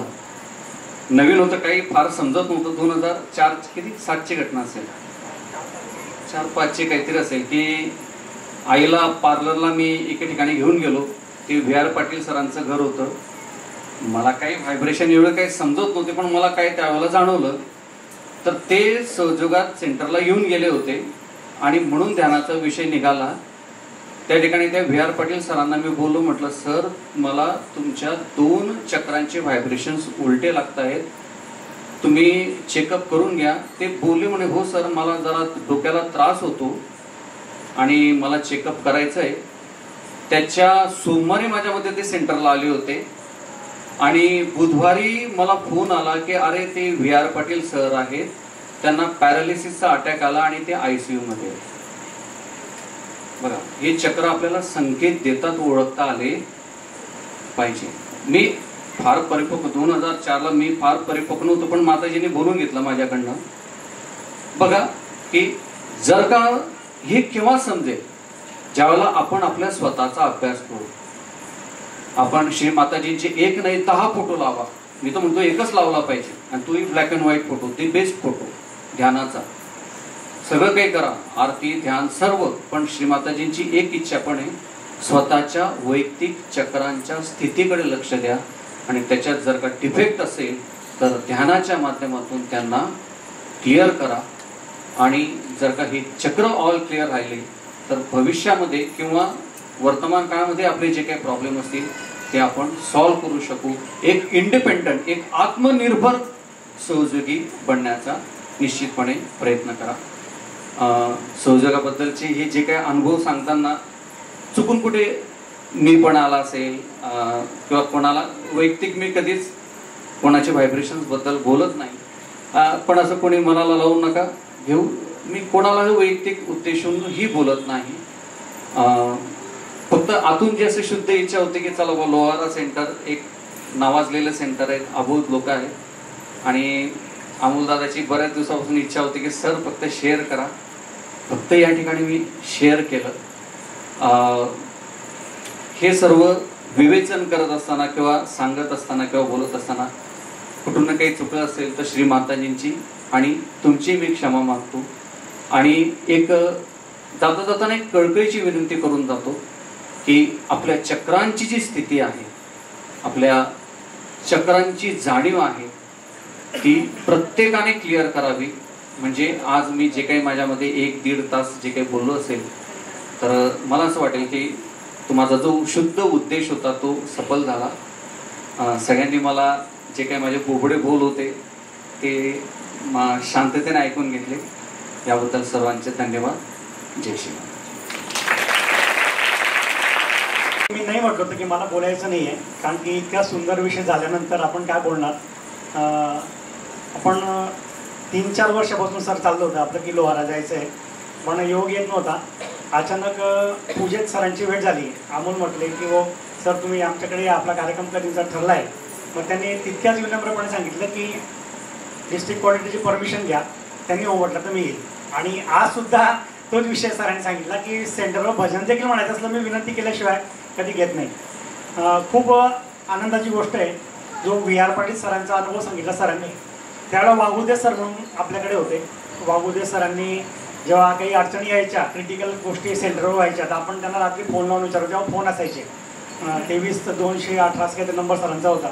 मग सरांना विचारलं की सर VR पाटील नावाचे सर आहेत, ते ॲडमिट झालेत आणि कोमामध्ये, पण त्यांची मिसेस सहयोग करते थोडा थोडा. हे पण सेंटरवर आले होते. आणि आमच्याकडे एक मोरे काकू म्हणून खासदारांच्या मिसेस होत्या. त्यांना एवढी त्यांच्याबद्दल आस्था होती की त्या दवाखान्यात जाऊन त्यांनी श्रीमातांची प्रतिमा तिथे ठेवली होती. सांगितलं तू श्रीमातांना प्रार्थना कर, श्रीमाता तुझ्या नवऱ्याला बरं करते. हा एक सहयोगाचा विश्वास कसा असतो. आणि त्या VR पाटील सरांना मग आम्हाला वाघोडे सरांनी सांगितलं तुम्ही एक काम करा म्हणे, व्हायब्रेटेड मीठ घ्या आणि त्यांच्या डाव्या बाजूकडनं ते उतरून खाली टाका. एक 4 वेळा का 7 वेळा सरांनी सांगितलं होतं. मग सर, मी आणि आणखी गुजराती आम्ही 3 जण गेलो होतो. आम्हाला त्यातलं काही कळत नव्हतं. सर पण नवीन होते, मी पण नवीन होतो. आम्हाला काही फक्त आम्ही श्रीमातांना प्रार्थना केली. आणि त्या ठिकाणी काय केलं, गाजरेंचं शशिकांत गाजरेंचं हॉस्पिटल होतं. त्या ठिकाणी आम्ही श्रीमातांना प्रार्थना केली. जे उपस्थित होते त्यांच्याशी बोलायचा प्रयत्न केला. काही लोक वेगळी होती. मग त्यांच्या जाण्याची वाट पाहिली. मग सगळ्यांना सहयोग सांगितला, आत्मसाक्षात्कार दिला. आणि त्यानंतर त्यांच्या डोक्यावरून सांगितलं की आम्हाला प्रायव्हसी पाहिजे. तर आम्ही 3 सहयोगी, बाकीच्यांना जागृती दिली. त्यामुळे 4-5 जण ते वाढले. आणि सरांनी सांगितल्याप्रमाणे फक्त आम्ही ते मीठ उतरून खाली टाकलं आणि ते मीठ फेकून दिल्यानंतर म्हणतात म्हणाले की चहा घ्या, पाणी घ्या. आम्ही काय घेतलं नाही, सरळ घरी निघून गेलो. आम्ही त्याची चर्चा पण केली नाही. 8 दिवसानंतर माहीत पडलं की ज्या माणसाला आम्ही व्हायब्रेशन्स द्यायला गेलो होतो, ज्या माणसाला सरांनी ट्रीटमेंट सांगितली होती, त्याने सांगितलं होतं की रोज त्यावेळेला 5,000 रुपये लागायचे. शशिकांत गाजरेकडे बिल 5,000चं असायचं ICUचं. आणि फक्त बॉडी सांभाळायची. आणि आम्ही कशासाठी गेलो की आमच्याकडच्या ज्येष्ठ सहयोगी होत्या, त्यांचा जीव तोडून तोडून सांगायचे अरे बाबा एकदा पाहून या रे, अरे बाबा एकदा पाहून या रे. आम्ही सगळे गेलो आणि त्यांना याप्रमाणे श्रीमातांना प्रार्थना करून ट्रीटमेंट केली. आणि आपल्याला आश्चर्य वाटेल की ज्या माणसाची फक्त बॉडी वाचवण्यासाठी 5,000 रुपयाचा खर्च होता, त्यावेळेला गळ्यात नळी टाकणं मोठी कमालीची गोष्ट असायची. काय म्हणतात त्याला, गळ्यात नळी टाकून आपण अन्न टाकतो ना, आता कॉमन असतं, प्रत्येक आजारी माणसाला आयुष्यामध्ये असतं. तर तसं त्याला ट्रीटमेंट त्यांची सुरू झाली होती. आणि आपल्याला आश्चर्य वाटेल 8व्या दिवशी चालत सर घरी आले होते.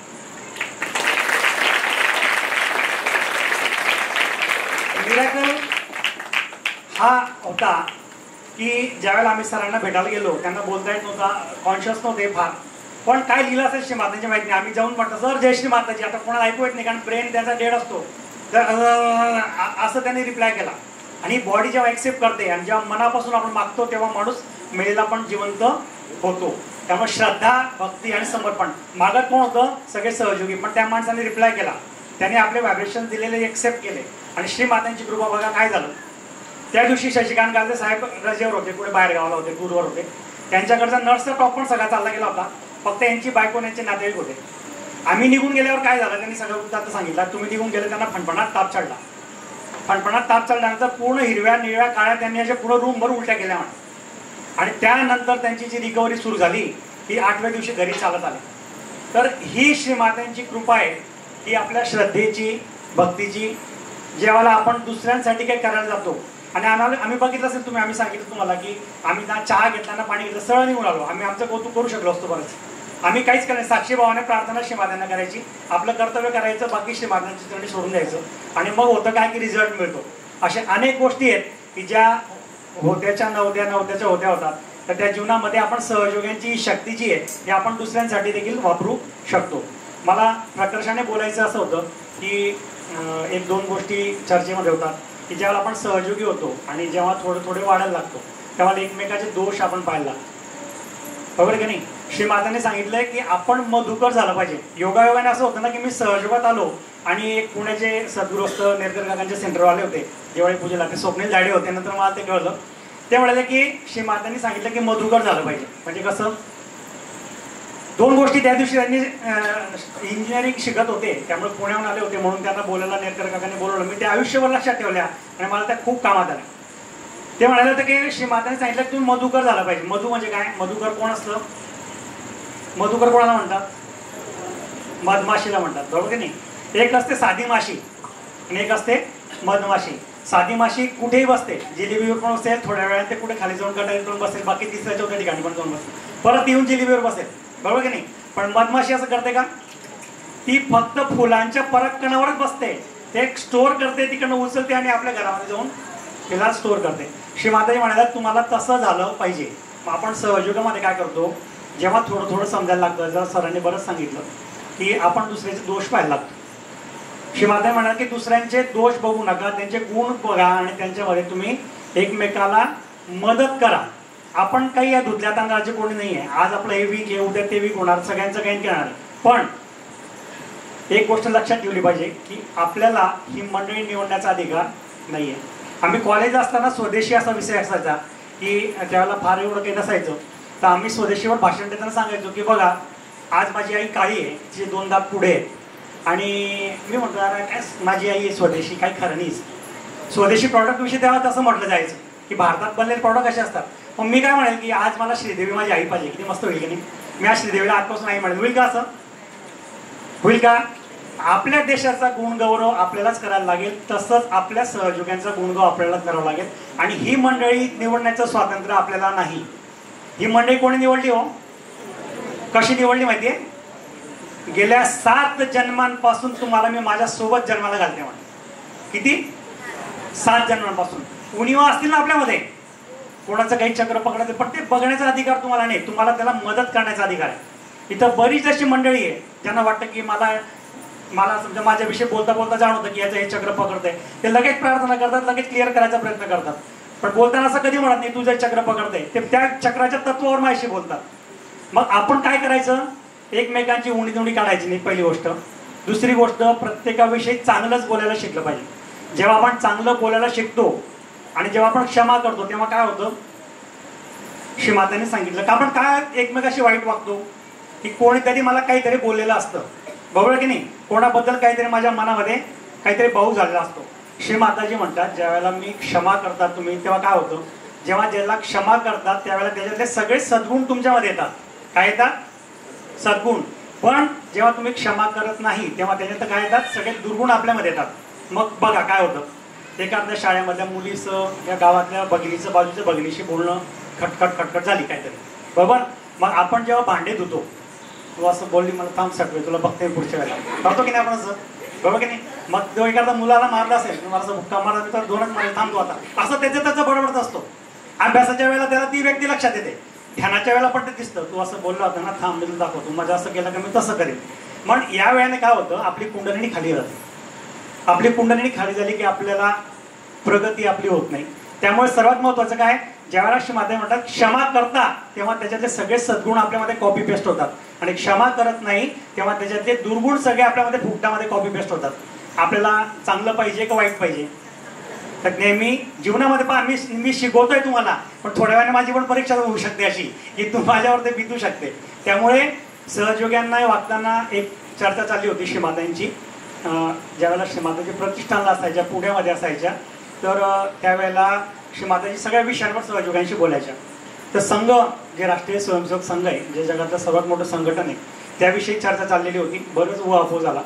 आणि त्यातले 1-2 वाक्य मला त्या काकांच्या माध्यमातून झालेली चर्चा आठवायला लागली आणि ती माझ्यापर्यंत पोहोचली. कदाचित श्रीमात्यांना ती सर्वांपर्यंत पोहोचवायची असेल. तर आपण संघटनात पाहतो की आपण अमरदादा आहेत, त्यांच्या अगोदर कोणी असेल, त्याच्यानंतर कोणी असेल, आपण एकमेकांचे कोऑर्डिनेटर सगळे असतो. पण आपण बघितलं का एक कोऑर्डिनेटर दुसऱ्या कोऑर्डिनेटरचा सन्मान करतो का? पाहिलं तुम्ही? नेहमी त्याच्याविषयी निगेटिव्हच बोलेल. महाराष्ट्राचा असो, जिल्ह्याचा असो, तालुक्याचा असो, आपण चांगलं का नाही बोलतो? आपण तर संत आहे ना सगळे. मान्य आहे का? आपला विश्वास स्वतःवर आपण संत आहोत की नाही? संत आहोत का? अहो हिमालयावर 12 जन्म तपश्चर्या करायचो आपण, तरी चैतन्य यायचं नाही. इथं बसल्या बसल्या हात डोकं सगळं थंड करून जातं. होतं का नाही? मग आपल्याला सर्वांना महत्वाचं ते ना की आपण कोणाचे दोष पाहायचे नाही आणि आपण सगळ्यांचे सद्गुण पाहायचे. विषयावर आपण येऊया.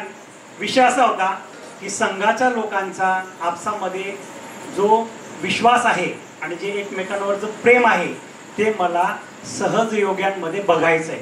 म्हणजे सहजयोग्यांमध्ये ते नाही. लक्षात आलं? आणि मी हे अनुभवतो. मी दोन्ही ठिकाणी 20 वर्ष मला झाले असतील. मी दोघी ठिकाणी राहिलोय आणि तिथं जर एक जबाबदारी दिली आणि सांगितलं तुला हे करायचं पूर्ण क्षमतेने तू कर, तुला सगळी मदत आम्ही करू, तुझा पाय कोणी होणार नाही. पण आपल्याकडे तसं नसतं. आपल्याला हे शिकायचंय आणि श्रीमातांना ते आपल्यामध्ये बघायचंय. श्रीमाताजींना ते आपल्यात बघायचंय म्हणून आपल्याला स्वतःमध्ये ते डेव्हलप करायचंय. आपल्यामध्ये 1000 शक्ती आहेत पण प्रेमाची शक्ती नाही. आपल्यामध्ये 1000 शक्ती आहेत पण द्वेष टाळू शकतो का आपण? प्रत्येकाने बघा जीवनामध्ये थोड्या दिवसांनी मी पण माझ्या भावाशी बोलताना रब बोलेल, होतच. पण हे कसं जाईल? हे आपल्या आत्मपरीक्षणातून जाईल. मला हे नाही करायचं श्रीमाताजी, हा दुर्गुण आहे माझ्यातला, घालवा श्रीमाताजी. आपण तो मागितला पाहिजे. आपलं हृदय जसं जसं स्वच्छ होईल ना, आता आपण मागे होमवर्क दिला होता की माझं हृदय विश्व सामावू शकेल इतकं विशाल होते. कधीतरी करून बघा ती प्रार्थना. असं श्रीमाताजी म्हणतात असं हृदय माझं मोठं मोठं विश्व एवढं झालेलं वाटतं म्हणे. आपण मागतो का? मग हृदय विशाल होणं म्हणजे काय? त्या हृदयामध्ये आता आपलं मुलगा असतं बा, आपलं आई असते, आपण सगळे आई आहात, वडील आहात, आपल्याला 2 मुलं असतात, 3 मुलं असतात, बरोबर? पोरगं जेव्हा लाडकं असतं ना तेव्हा भरपूर चुका करतं. लहानपणी धड धड धड धड धड आपण खूप मारून घेतो. पण माहीत पडतं की आधी सुधरत नाही, मारणं सुरू होतो का आपण ते सहन करून घेतो, ऍडजस्ट कर, ठीक आहे बोला, त्याला ती सवय पडली. स्वभाव असतो ना आपला तो. आई करते ना माफ ते सगळ्यांना आणि जो सर्वात वीक असतो आई त्याला सर्वात जास्त प्रेम करते. आपण पण आईच्या हृदयाचे सहयोगी आहोत. आणि या सामूहिकतेला आपण त्याच वेळेला वाढू शकू ज्या वेळेला आपण हृदयापासून प्रेम करायला शिकू. आणि प्रेमामध्ये सगळे गुण बघायचे असतात, प्रेमामध्ये अवगुण बघायचे नसतात. आणि ज्या वेळेला आपण अवगुण बघतो तेव्हा करायचं काय असतं? अवगुण तर असतात, त्रास देणार तर भेटतातच तुम्हाला. कोणी सुटतं का? नाही सुटत. तोडजून बोलणं, हे बोलणं, ते बोलणं, टोमणे मारणं सगळं राहतं. त्यांना क्षमा करायची. श्रीमातांना सांगा श्रीमाताजी थोडं यांना बघा ना जरा, यांच्यातले सर्व दुर्गुण जाऊ द्या, यांना चांगला सहयोगी बनवा. आपण मागतो की नाही? जेव्हा आपण दुसऱ्यासाठी मागतो तेव्हा ते आपल्याला विनामूल्य मिळतं. तर विनंती एवढी आहे की आपण सर्व पुढे भविष्यात भरपूर नेतृत्व करू शकतात. अतिशय भोळ्या हृदयाचे आपण सगळे माणसं आहोत आणि कुठे ना कुठे आपल्याला एक काम पडणार आहे. त्यामुळे श्रीमाताने सांगितलं काय की आपण जेव्हा सगळे पॉझिटिव्ह लोक असतो, पॉझिटिव्ह म्हणजे काय? ज्यांच्या डोक्यातनं थंडगार चैतन्य येतं, ज्यांचं सकाळीचं ध्यान सुरू आहे, एकमेक प्रेमाने एकमेकाशी बोलतात, अशी मंडळी जी चैतन्यमय मंडळी जे श्रीमातांच्या शरीराचा अंग प्रत्यंग आहे. मग आपण आपला जो परिघ आहे, आपलं जे सर्कल आहे हे वाढवायचं. हळूहळू हळूहळू या कळपामध्ये आपल्याला अनेक लोकांना जोडायचं आहे. मग ज्या वेळेला ते बघतील की हे खूप आनंदी येतो, जेव्हा बोलवलं तेव्हा 100 लोक लोहाराला आरामात असतात, पण आमच्या सेंटरवर येतात नाही. आमचे सगळे टीव्हीची सिरियल पाहत बसतात. मग जेव्हा वाटायला लागतं की दुरून दुरून लोक मग तुमच्या लोहारा सेंटरला येतील का नाही? येतात की नाही? आपल्याला वाटतं हा पॉझिटिव्ह सिम्पटम्स आहे, या पॉझिटिव्ह गोष्टी आहेत. आणि ज्या वेळेला आपण सगळे असे पॉझिटिव्ह एकत्र येऊ तर या चैतन्यातनं काय होतं? आपण जेव्हा 1 तास ध्यान करतो संपूर्ण सृष्टीमध्ये चैतन्य पसरतं आणि जेव्हा सृष्टीमध्ये चैतन्य पसरतं त्यावेळेला सृष्टीमध्ये बदल घडायला लागतात. मग ते कोणाच्या माध्यमातून होतंय? नुसतं घेतलं सेंटरवर आलो, प्रसाद घेतला, निघून गेलो तसं चालत नाही. हे श्रीमात्यांना आपल्याकडनं काम घडवायचं आहे. आपण श्रीमात्यांच्या शरीराचे अंग प्रत्यंग आहोत. तर मला तेच म्हणायचं आहे, ज्यावेळेला आपण सगळे सहयोगी आहोत त्यावेळेला एकमेकांशी बोलताना, एकमेकांशी वागताना एक आईच्या शरीराचं हे बोट आहे आणि आईच्या शरीराचं हे बोट आहे. हे बोट या बोटाला वाईट म्हटलं तर होईल का हो? हे बोट या बोटाला नालायक म्हटलं आपण मानतो का? मी श्रीमाताजींना म्हणतो ना, श्रीमाताजी मी विराटाचे अंग प्रत्यंग. विराट कोण आहे? कोण आहे बरं विराट? श्रीमाताजी आहेत ना. श्रीमाताजी म्हणाले या जन्मामध्ये पहिल्यांदा असं झालंय की माझ्या शरीरात धारण करून मी तुम्हाला सोबत आणलंय. म्हणजे आपण वेगळे आहोत का? शरीराने वेगळे. मग हे बोट या बोटाला नालायक म्हणू शकतं का? हे बोट या बोट, बरं ते निवडायचं स्वातंत्र्य आपल्याला आहे का? नाही. मी माझ्या आश्री देवीला माझी आई म्हणू शकतो का? नाही. गोरी गोमटी पाहिजे, एकदम चांगली उच्च डान्स करणारी पाहिजे मला आई, नाही ना. जी मला जिने जन्म दिला तीच माझी आई आहे, तसं तीच माझी सामूहिकता आहे. त्या सामूहिकतेला मला दुरुस्त करायचं आहे, मला मरेपर्यंत यांच्यासोबत राहायचं आहे. यांच्यासोबत राहिलो तरच माझं बल आहे. श्री माताने म्हटलंय की एक व्यक्ती आहे, तो वाढतोय वाढतोय वाढतोय वाढतोय वाढतोय, जास्त उंच झाला की तो काळकीन तुटून जातो. तुटतं का नाही? झाडं पाहतो ना आपण. पण हीच प्रगती आपण सर्वांनी मिळून केली, तीच प्रगती सहयोगात होणार आहे. आपली प्रगती एकट्याची कोणाचीच होणार नाही. त्यामुळे जे काही आहे ते आपल्याला सामूहिक प्राप्त करायचं या जन्मामध्ये. त्यामुळे महत्वाचा विषय की श्री माताजी म्हणतात की रोज तुम्ही 2 पावलं पुढे चालता आणि 4 पावलं मागे येता.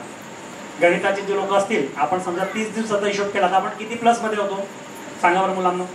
रोज 2 पावलं आपण पुढे गेलो आणि 4 पावलं मागे आलो. 2 पावलं पुढे गेलो 4 पावलं मागे आलो. 4 पावलं मागे कसे येतो, 2 पावलं पुढे कसे जातो? 2 पावलं पुढे जातो आपल्या ध्यानाने, आपल्या नियमित सेंटर अटेंड करण्याने, आपल्या ध्यानाची ग्रोथ झाल्याने. आणि मागे कसं येतो ह्याच्यानं काही खरं नाही झालं, नाव पाडतो. नंतर दुसऱ्या गोष्टी कशा असतात, याचं उणं दुणं करा, त्याचे उणं दुणं करा. नंतर व्यवहारामध्ये आपल्या चुकीच्या गोष्टी आपण करतो आणि 4 पावलं मागे येतो. जर 4 पावलं मागे येत असू तर श्रीमातांना मागायचं, श्रीमाताजी मला 4 पावलं मागे यायचं नाही. एक दोराभर मी रोज पुढे जाईल, पण मला पुढेच ठेव. मागू शकतो का नाही?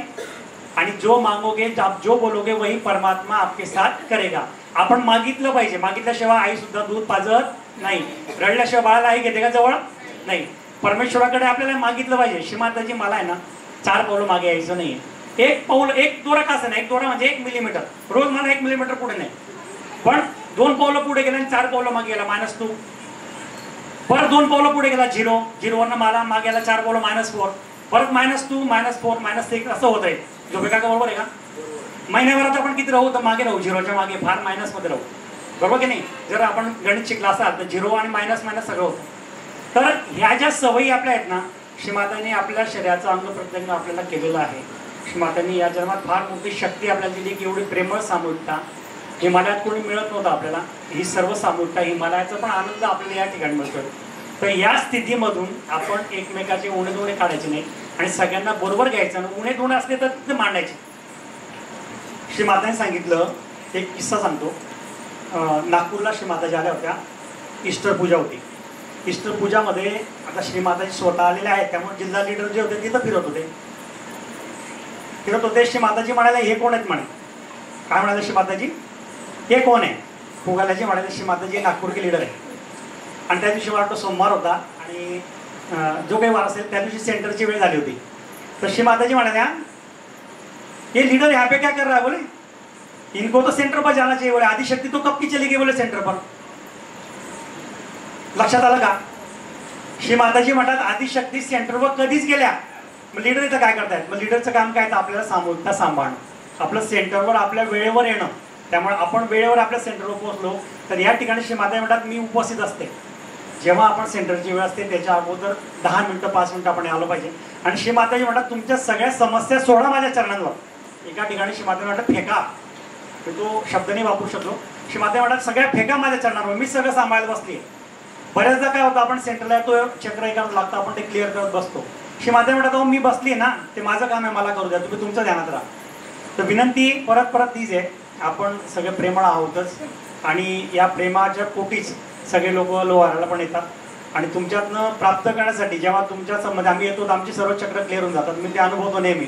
आणि माझं भाग्य आहे की पुन्हा पुन्हा या जागेवर पण जेव्हा मी आलो होतो पहिल्यांदा सर्व खड्डे होते 10-10 फुटाच्या ठिकाणी.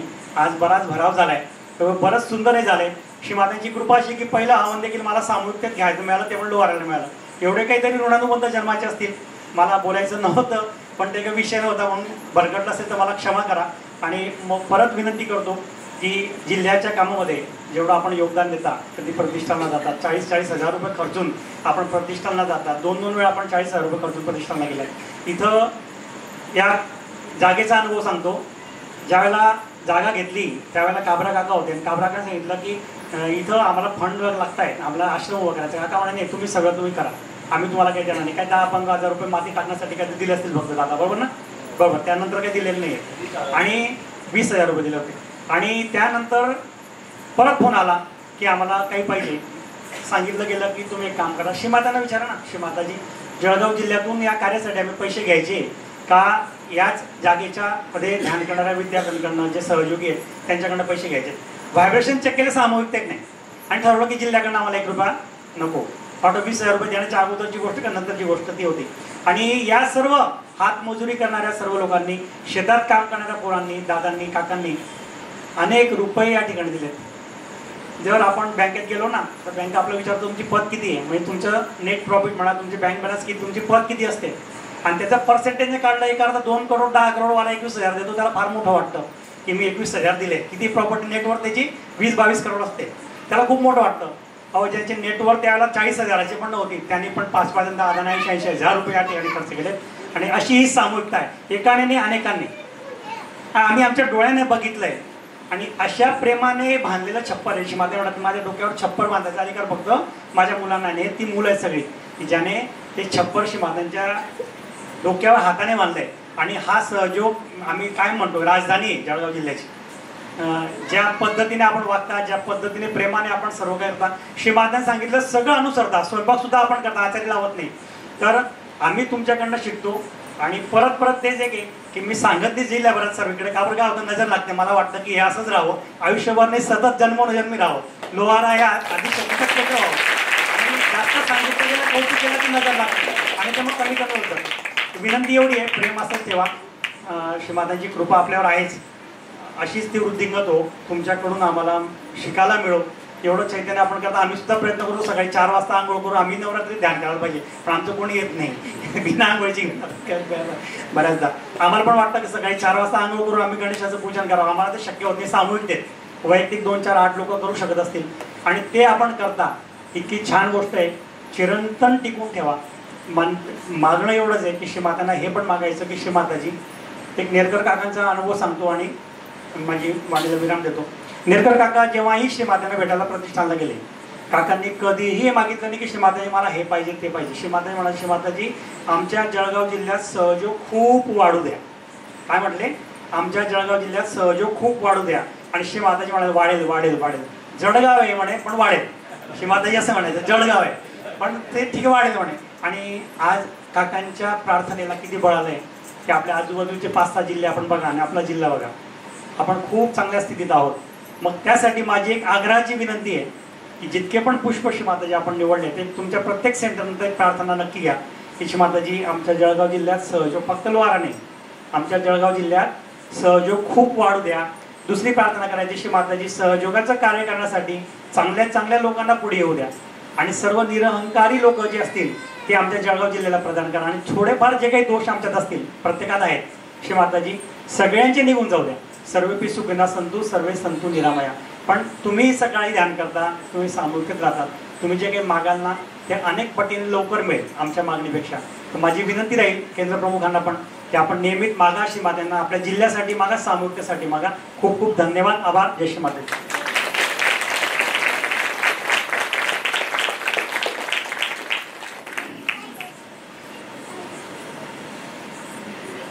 जय श्री माताजी. अतिशय थोडक्यात पण मार्मिक ही दादाची खासियत आहे.